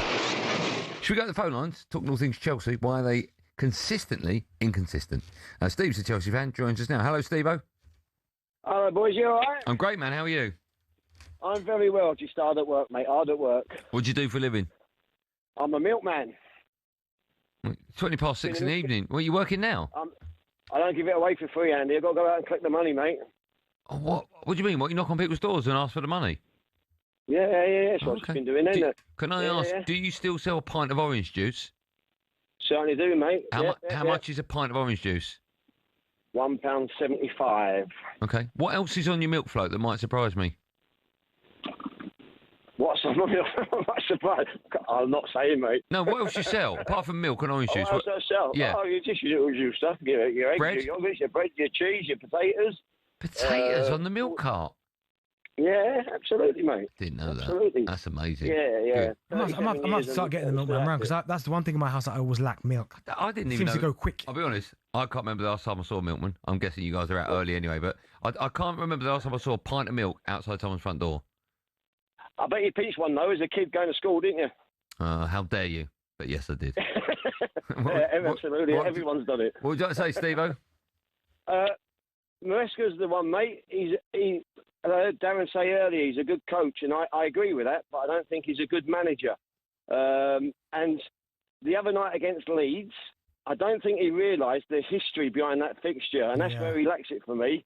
You know, for me and several of my mates, that was bigger than Chelsea-Arsenal to win that game. And he's made 5 or 6 changes. How he thinks that Bassfield, whatever he's called at centre-half, can play football, I don't know. But, yeah, and less is more. I don't understand why we've got 6 to 8 wingers. You know, the lad's not scoring goals for me. And he can't get a relationship going with lads. Do you know what I mean? One week he's got Gittins on one side, and the next week it's Pedro, and it's just all changes all the time. Win a game, as we all say, stick to the same 11. Get some consistency going. Yeah, I hear what you're saying. Thanks, Steve-O. Oh, my Benty and I were just open mouthed at Harry Kane there. He was on the box, turned a defender, I think 2 or 3 times, in, out, shot from outside the area, hit the post. Incredible, wasn't it? I still don't rate him. Idiots. Sam's up next. Hi, Sam. Good evening, gents. You all right? Yeah, good, man. How are you? Very well, thank you. Very well. Thanks for having me on. It's our pleasure. Thanks for phoning up. What do you want to say, pal? Yeah, I think the big issue is just similar to what the previous caller said. You know, inconsistency of underestimating the so-called smaller clubs. I knew as soon as I saw the lineup against Leeds last week, we were losing that game. You know, they say, what is it, strikers win you the games, defences win you league titles. Drogba won us games, Terry, Carvalho, Ashley Cole, they won us league titles. And just this chopping and changing far too often, it's just not helping us. You know, I was confident against Barca, Liverpool, Arsenal. No, we had 10 men. But you put us against Leeds and Bournemouth, and this is the problem. Too much chopping and changing. You've got to we're too much of a young side to be chopping and changing, keep the consistency, gain momentum. And that's why, you know, all the Chelsea fans I know, you know, we just do not have any confidence that we're in a title race because of the inconsistency. I'll be at the Bridge on Saturday. Everton, flop, going well. I fully expect us to go and get the 3 points, but play a lesser team the week after. No confidence that we'll get the 3 points. Sam, would you rather Maresca just started his strongest team every single week and then made the changes rather than chop and changing from the start? 100%. Yeah, get the game done. Get the game won. Get the 3 points secured, and then you can ring the changes. I know we've got James and Fofana who are kind of, you've got to manage their minutes, but for me, James is on the form of his life. You can't just be chopping and changing as often, and we don't have the strength in depth that, as much as it kills me to say, the likes of Arsenal do and City do. And Sam, can I ask you a question? So obviously I'm a United fan, and my manager divides our fans. Some want him gone, some want him there. Give him a little bit longer.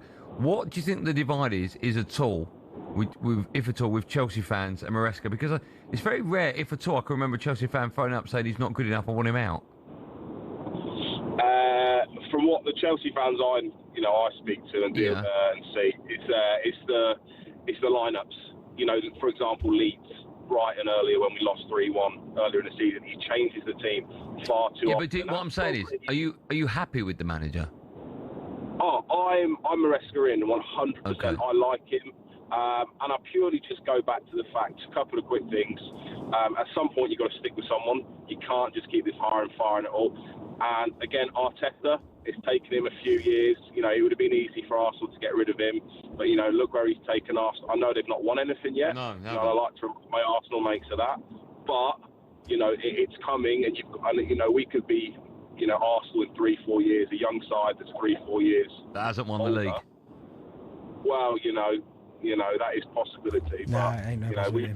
Well, it is a thanks for it is a possibility. I know it is, but Arsenal you can't quote Arteta yet. No, but you can, because in terms of he's won nothing. Yeah, but what in terms of making Arsenal competitive again? £500 million, and that's his biggest achievement. No, obviously he's got to win something. My point is that Arsenal people are saying, okay, Arsenal, they can win something. They're competitive. Arsenal look like they can win something. Yeah. £500 million, and that's what you've got. That's what you've got to do. That's a going rate. It's not the going rate. Yes, it is. No, it's not. To win something. We've just seen Liverpool spend something in one window. Yeah, on the back of winning the Premier League title. Yeah, that's my point. We're trying to get to that.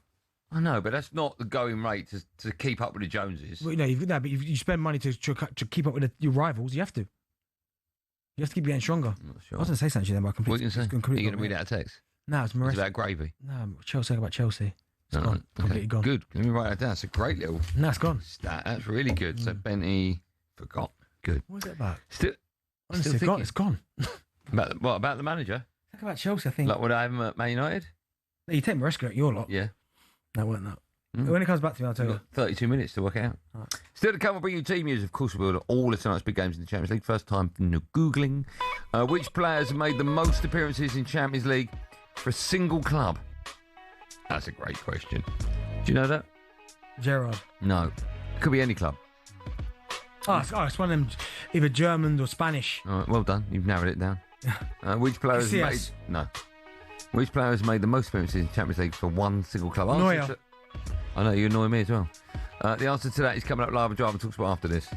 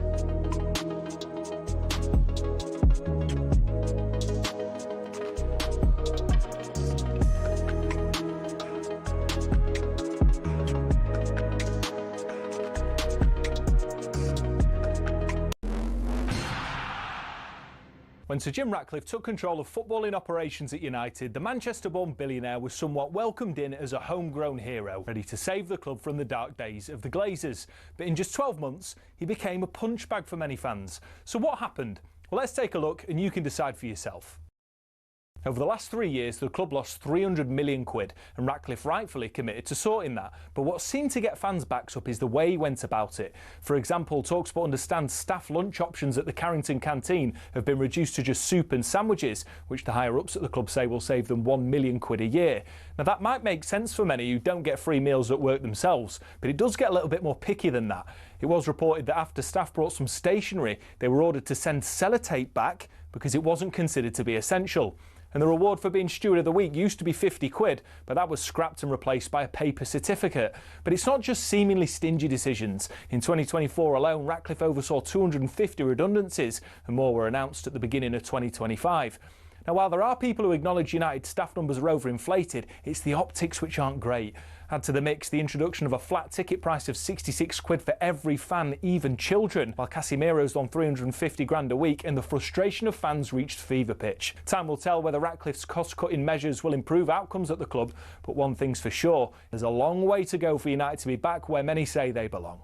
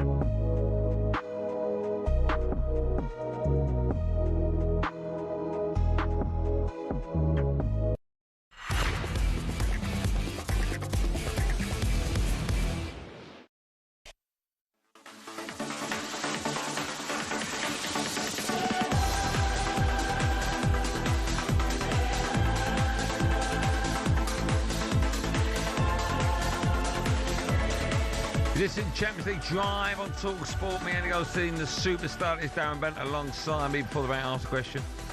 Which player has made the most appearances in Champions League history? Thomas Müller. One club. It is Thomas Müller. How many games for Bayern Munich? 140. 5. No. I'm not that far away. Well, you're about 3 foot. Oh, from the answer. You are far away. Go on then. Well, what's not far away? What do you think your catchment area is? 140, you said? I reckon anywhere up to 160 and to 120. Right, you are far away then. Was it? Over 160. Wow. 163. It's a lot, isn't it? Yeah. Following us at 7 p.m, the GOAT Adrian Dunham hosts live coverage of Inter Milan against Liverpool in the Champions League. He's also, how about this, also going to keep you up to date with a busy evening in the Championship. We'll speak to Aid in a bit. Reminder, Natalie Pike is watching Preston against league leaders Coventry. She's got the team news ahead of that game. We can speak to her now. Good evening, Natalie. Good evening, gents. Yes, the runaway Championship leaders Coventry City head here to Deepdale looking to respond after suffering just their second league defeat of the season, which was a 3-0 loss at Ipswich. However, their title credentials are going to come under further scrutiny tonight with a tough away trip and a historical hurdle, because Coventry have never won a league game here in 23 attempts. And North End, they're in really good form themselves. Just one defeat in their last 8, and they are pushing to retain a place in this crowded playoff race. A win tonight could lift them as high as third. Now, both managers make 4 changes for tonight. For Frank Lampard, Wolfenden, Eccles, Sakamoto and Wright all start. And for Paul Heckingbottom, he brings in Armstrong, Jebson, Thompson and O'Fire. So can Coventry shake off a rare defeat and reassert their promotion charge? Or will Preston's bogey ground status strike again? It is Preston versus Coventry. Perfection as always. Thanks for that, Natalie. Right, let's look ahead to tonight's games in the Champions League in a bit more detail with the GOAT himself and your host from 7 p.m. The superstar who goes by the name of Adrian Durham joins us now. Hey, good evening. Andrew, Darren, how are you both? We're good, thank you. We're good. Hey, have you got a middle name? No. Why not? Well, I do, but if I tell you, I'll have to kill you. Okay, go on then. I'm up for that. Aren't we all? Hey, before we look ahead, what did you make of Wolves last night? They were bad, weren't they? They're rubbish, aren't they? I seriously question if they're actually going to win a game. I know you were talking about the Derby thing earlier, and I can't see them getting to 11 points. Something's got to change drastically. I actually thought the last couple of games they'd improved a little bit. Last night was absolutely shocking. They were so bad they made Man United look good. So, I mean, I just can't see them winning a game. I mean, they've already played Burnley at home, so I just can't see it. So I seriously question whether Rob Edwards has made the right decision in leaving Borough to go there. It seems crazy. It's so obvious that the fans hate the owners and want them out. So it's just a club in crisis right now, and there is no hope. They're down. Yeah, it is horrible. You're right. It's a horrible situation for those fans. And I heard some of the fans you had on. Well, there was some on Sports Bar last night and some earlier today on your show, and I just thought I felt really sorry for them because it's not the way a club like that should be run, really. Let's stay with the theme of horrible for the fans and a club in crisis. Let's talk about Liverpool. Oh, the champions, yeah. No Mohamed Salah. If they go and win at Inter without him tonight, I mean, that would mean a lot for Arne Slot, but it's a big risk dropping such an important player, not just for one particular season, but he's been at Liverpool for so long. He's their record goal scorer in the Premier League. It's a big decision to leave him out, isn't it? It is, and I'm seriously, I've really thought about this the last 24 hours because on form, he's not been great, but then who has for Liverpool? And I'm thinking to myself, with everything he's done since he arrived in 2017, was he really the one that should have been left out of the team? Were the set-piece defensive problems down to Mo Salah? I think when he was first dropped by Arne Slot, he was still the Liverpool's Premier League top scorer. I think he'd only got 4 goals, but Ekitike hadn't gone past him at that point. So it feels like a really strange. It's like a big statement from Arne Slot that he can't really back up. So I've kind of shifted my view on it a little bit because Mo Salah's comments were incendiary and didn't sit well with me. However, I think he's actually got a point. He's been so brilliant for Liverpool. He didn't deserve to be dropped, and I think this could be the beginning of the end for Arne Slot at Liverpool. I really do. I just think it ends in terms of the Salah situation, Arne Slot, because if the club come out and back Arne Slot, where do you think that leaves Salah? I think the club have to back Arne Slot. However, I think the season could fizzle out so badly for Liverpool, it might, by the time April, May comes around, it might mean that this is it for Arne Slot and they have to go in a different direction. I actually think that there's very few players who are so big that they can be seen as bigger than the manager at a football club. But I think Mo Salah is one of those players, and I think that ultimately his numbers, and let's not forget, the players actually love him. Those Liverpool players actually love him. They have voted him Player of the Year, Players Player of the Year at Liverpool 5 times. That doesn't happen by accident. If you're not a good teammate in the dressing room or on the pitch, you don't get that vote from the fellow players. Correct me if I'm wrong, Darren. So the players love him.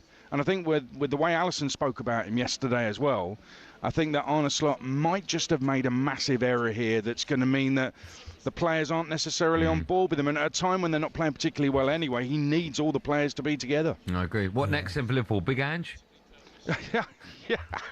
Well, they all they have to do is look up the East Lancs Road, and Ruben Amorim's doing a great job at United. Yeah. So. I thought you were on my side. When Arsenal finally get themselves a proper manager, maybe Arteta could continue his growth at Liverpool. I don't know. There you go. Before we let you go, your host from Tottenham tonight, they take on Slavia Prague. They haven't been good at home this season. They've been awful, actually. But they did beat Brentford there on Saturday. They need to build on that, don't they? They do. Spurs Slavia Prague is on talkSPORT 2. Inter Milan Liverpool on talkSPORT. I'm on talkSPORT from 7. Slavia Prague know how to get a 0-0 draw. Okay, they will set up to defend.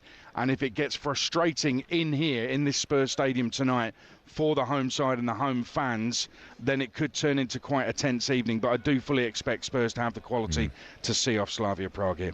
Aid, a pleasure and an honour. Thanks for coming on, mate. Cheers, Aid. Cheers. So there you go, the legend that is Adrian Dunn. Takes over from us in 19 minutes' time, building up to a busy old night of football in the Championship and Champions League. Right, back to this evening's Championship action now. Charlton take on Middlesbrough. Ian Abrahams is watching that one for talkSPORT. And it will It will be an emotional valley tonight as well, following the passing of true club fan legend Norman Barker at the weekend. He was taken ill 12 minutes into the game with Portsmouth and sadly passed away. And in his programme notes tonight, he's honoured not only by his family who give a tribute in the club, but also by manager Nathan Jones. Borough arrive here knowing that if they lose tonight, they could end up outside the top 2 at the end of this batch of games over the next couple of nights, so they'll be keen to win. 3 changes for Charlton tonight. Out go Anderson, Hernandez and Olafe. In come Harvey Nibbs, Berry and Miles Leeburn. 1 change for Borough. Birdsong comes in for Stella, who scored in the 4-1 win for Borough at Hull on Friday Night Live on talkSPORT 2. It's Charlton against Middlesbrough here at the Valley. Sure, I saw him earlier, Nathan Jones.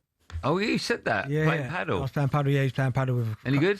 I did get to watch him. So as I walked in and I went to got changed to come back out, he was just coming out with one of his coaching staff, I believe, and I think it was either chief exec or someone, but they'd been playing paddle and just having a little conversation. Do you know any football clubs will be putting in a paddle court anytime soon? Yeah, loads of them have. Have they? Yeah, I think Liverpool have got a few. I didn't know that. Yeah, loads of training grounds have got them now, which I find... What about pickleball? Maybe, but I find it bizarre because, especially with injuries and stuff. Dangerous, isn't it? Quick turns. Yeah, but no... we saw O'Hara, his calves blew up, his back went. Everything. Is that what happened there? Was that when we beat them? No, we smashed them. Time now for this. The talkSPORT Darts Trophy with QuickFit. Pressure, we can handle it. Come in for a free tyre check at over 600 centres across the UK. Drive away happy every time. Yeah, not too long to wait now. Time to look ahead to the talkSPORT Darts World Championship Trophy with QuickFit. You can listen along live with H&J from 1 p.m. tomorrow. The final will be live on Drive with me and Bentley. It says here with me and Bentley from 4. I don't know if they think you and I will be in the final, but maybe we're in opposite parts of the draw. You can watch the whole thing on the talkSPORT YouTube channel or your smart TV. The draw, I'm sure you know, the draw, defending champion, Dean the Storyteller Saunders takes on last year's beating finalist Jermaine the Saint Pennant. Then it's Gabby, the Gab father, Agbonahor against the people's favourite and Luke Littler's favourite. He's tipped me, the Galefuls, Andy Goldstein. Next up is the Chunk Jamie Hara takes on Jason Wumble Cundy. And then the big one, a repeat of arguably the biggest upset in sporting history. Could it happen again? Darren the Truth Bent against Natalie the Destroyer Sawyer. What a game. Now, let me ask you some questions. So I'm on before you. Yeah, you're 1:15. No, you're 1. No, you're 2 o'clock, and I'm 2:30. Something like that. Yeah. Right. Would you rather go before or after me? Yeah, it doesn't really bother me. No, but if I win my game, there's even more pressure on you to make it into the semi. Not really. You're playing it down a lot, No, DB. You are. There's so much. You're so under the cosh. It's just about enjoying it. And it would be the biggest upset in sporting history ever. It would not. What's bigger? Loads of stuff. Name one. If Jake Paul beats AJ. No. Cool. No, this is bigger. This is bigger. How would you work that one out? Because Natalie can't play darts, and you. Well, clearly she can. Why clearly? Because we see her beat me last year. But the rule, that's what I'm saying. The rules have changed, so now you've got to end like you have to end in a darts match on a double. Last year you didn't. The reason why that's bigger, AJ and Jake Paul, is because neither me or Natalie are professional dart players. But you think you are. No, I don't. You've got your own darts trainer. No, I don't. You do. No, I don't. So you do. You got your own hockey. I play darts at home, mucking around, but I've not played for months. You got your Omni scoring system. Yeah. You and I play at least an hour every day. Am I professional? No, but compared to Natalie, no, but am I professional? Jake Paul's not professional in my head. Exactly, but AJ is. So one of them are a professional boxer. That's why it's a bigger upset. No. Okay. They both box. Natalie don't play darts. I don't play darts either. You play every day. We've got our own Premier League. You play every day. Socially, and AJ, AJ is the former heavyweight champion of the world. He, at one point, was the best heavyweight on the planet. How many rings you got? You ain't got. How many you got? 1. And what'd you get that for? Winning our Premier League. There you go. Okay, Natalie's not even played it. Am I Premier League? Am I You're Premier League champion. Am I professional? You keep telling me you're the best. No, I'm a professional. You play online. You've won online leagues. Joe, he's very good at distracting, isn't he? Deflecting. And I'm just... You've played in online leagues and won. No, I haven't. You have. No, I don't play. That's a lie. Shout out Natalie, so I'm looking forward to seeing you tomorrow. It should be a good game. Why won't you just... So you're called the truth. You're telling anything but the truth. I'm the truth. Well, you're not. You're talking garbage. You should be Darren the Garbage Teller. Here we go. I might call it 21 seconds to go. Whatever. Oh, fine. Like Beach Pong podcast. Mate, there's a lot of pressure. You're going to laugh at your podcast. I mentioned the podcast, everyone's laughing. Welcome to the Beach Pool with me, Darren Bent. I'm here talking about that famous moment 21 years ago when I hit a ball when a beach ball went in. Isn't it weird? What was it again? You're famous for a goal you didn't score. Hey, what was it again? Loch Ness and what was it? Famous for a goal you didn't score. What was it again? Loch Ness and... And the goal goes to what was the other thing? Score a What goal. was it? Loch Ness and what? We've got the beach ball next to me. When you're off on holiday, we'll have the beach ball next to me. So, did Bigfoot Listen to Drive on Bigfoot meet with me the and Loch Ness? And the beach. That was all thanks to our friends at QuickFit.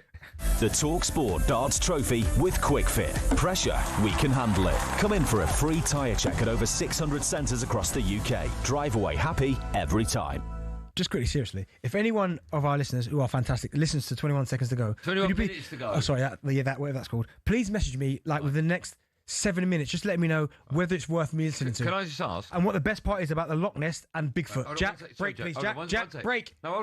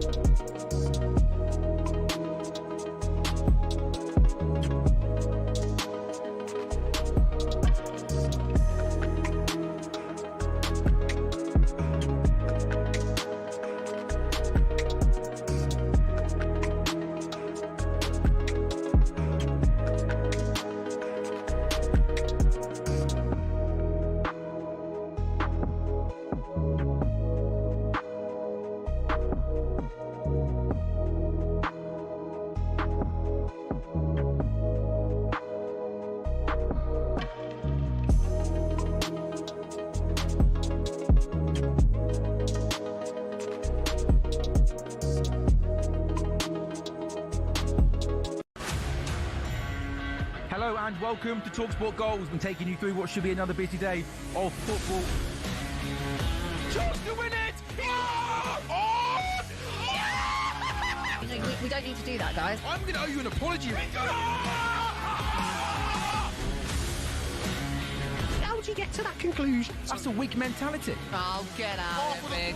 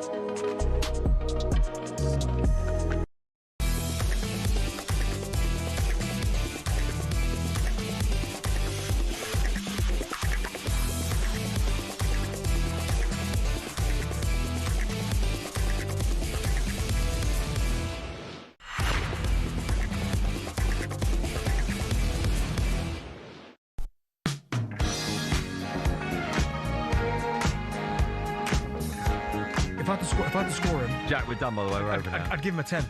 Jack, we're done. Jack, I'm giving you a 10 today. Great. Shut up, Jack. Would you like me to read out some of the... Talk in my ear ever again, you get the sack.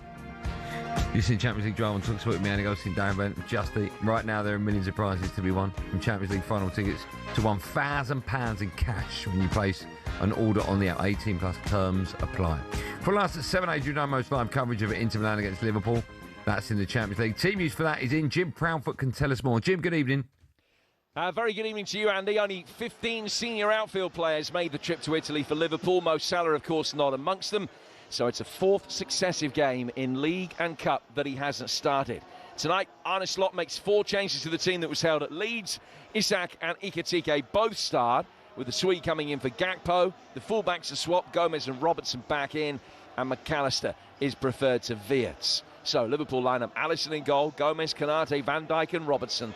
Gravenberch and McAllister, Szoboszlai, Jones and Isak with Ekitike, I beg your pardon, with Isak up front. Inter's one change sees Barella in for Zielinski, and Akanji is okay to start after illness. Stuart Pearce is alongside me. It's an 8 o'clock kickoff as Inter face Liverpool on talkSPORT. Thanks, Jim. Meanwhile, over on talkSPORT 2, Spurs, they host Slavia Prague, and Dante has team news ahead of that one. Thanks, Andy. Yes, Spurs looking for a 4th consecutive clean sheet in the Champions League at home this season, something they've never managed before in their history. And Slavia Prague are struggling in this mega table, so a good chance for Thomas Frank to get back-to-back wins tonight. 2 changes from the win over Brentford at the weekend. Palhinha comes in for Bentancur in midfield, and Odobert for Kolo Muani in that attacking front 4. And Matthijs Tel, who's been added to the squad today, he wasn't in the original Champions League party, but due to the injuries that UEFA have permitted Spurs to add a player to the squad, so Tel is on the bench. Just quickly, the lineup then for Tottenham: Vicario in goal, Porro, Romero, Van der Ven and Spence are the back 4. Palhinha with Gray holding in midfield, and then Kudus, Simons and Odobert behind Richarlison in attack against the Czech League leaders. Live on talkSPORT 2 from 7:45, it is Tottenham Hotspur against Slavia Prague. Thanks, Dan. Chelsea, they go to Atalanta. Alex Crook can tell us more. Hi, Crookie. Good evening. Chelsea bidding to bounce back from 2 disappointing results in the Premier League. Make 5 changes from Saturday's dour 0-0 draw at Bournemouth. Moises Caicedo can play in Europe while serving a domestic suspension. Achiampong, Badiashile, Gittins and João Pedro are the other players who come in to the Blues lineup. Out go Gusto, Fofana, Garnacho, Delap and Cole Palmer, who hasn't travelled with the squad. So it's Sanchez in goal for Chelsea. A back 4 of Achiampong, Badiashile, Chalobah and Cucurella. James and Caicedo in midfield, with Pedro Neto, Fernandes and Gittins in behind. João Pedro in attack. The visitors can strengthen their grip on a place in the top 8 with victory as Atalanta host Chelsea. That's Crookie. Don't forget, of course, you can hear the second half of Harry Kane's Bayern Munich. They take on Sporting Lisbon right now over on talkSPORT 2. It's currently 0-0, although we wouldn't know that because there's so much fog on the pitch from the smoke from all the flares behind one of the goals. Yeah, it looked like it was a full-blown fire behind one of the goals. It's insane, isn't it? Mm. Currently 0-0, second half just started. One word, Billy has just joined us. Do you want to read out some of the messages? No, I don't. A lot of them positive. I don't care. Why? Because otherwise you start sounding like Jeff Stelling reading everything out. Nah, but I'm saying that, you know what I mean, about your podcast. No, Billy's in now. Positive. I don't care, Benny. All right? Attitude you've got. Do you want to turn his mic on, Jack, or should we just let him speak over mine? Unbelievable. Evening, lads. Hi, Bill. You all right? Hi, Bill, mate. Nice to see you, Bill. Yeah, it's been a while since we did this. Yeah, looks good. Yeah, cheers. Said no one. All right. See? How's your day been? Really, really great. Don't care, Bill. Miss coming in. What are we doing for the end of the show? Quiz, William? Got a bit of darts quiz. Oh, yeah. You coming tomorrow? Or are you going to be here? I think I'm here. Come for the free drinks at the end, though. Oh, okay, yeah, fine. Do that. 7:01. Yeah. Andy, do you want to go first? Well, I'm going to go first. My show, Bill. Yeah. He has slagged you off. That's Nothing what I wrong. thought. I'm slagged Billy off. No more than usual. I didn't hear that. There you go, Bill. Good work. Andy, what's the world record for the most bullseyes in a row? Just someone trying to throw him to break a... Yeah. 11. Some options. 11. 18, 38 or 58. Oh, the lowest one, 18. Yeah, it is. Bob McCoy. This year, apparently. Yeah, I remember Bob McCoy, yeah. Benny, how many different ways are there of getting a 9 darter? That's a great question. 13, 3,944. 13,944. I'm going first one. What, 13? Yeah. 3,944 different ways. Idiot. Sixth. You ain't got one of them. I've got 180, mate. You got 9 darters, huh? I have once. Andy, I hope so. Destroyed. Yeah, go on. The winner of the World Champs this year will pocket £1 million. That's correct. What did the winner of the first World Championship get? Well, when you say first World Championship, what do you mean? Leighton Rees in 1978. All right. In 1978? Yeah. I reckon it would be about 500 quid. What are my options? 350 quid. Oh, there you go, that one. 3,500. No, definitely not 3.5 grand. 8,000. No, it's half a house back then. It was $3,500. You idiot. That's unbelievable. That's a million. That's good. Benny, true or false? Wayne Mardle. Sorry, I've got to name how much, and he gets true or false. Yeah. Wayne Mardle used the same set of darts throughout his whole career. Great question. I'm going to say false. That is true. Go on, Wayne Mardle. And he only ever changed the points 3 times. That's a lie, because he gave me a set. Sorry, then it's not the same. It's like Trigger's broom. No, but it's the same dart, isn't it? No. Yeah, same He dart. just changed the point. Yeah, but Did he change the flights as well? Yeah, would probably actually. Yeah, they probably got damaged. It's different, yeah. So different darts. Yeah, it's full. Different darts, Yeah, you got that right, to be fair. Go on, we got one more.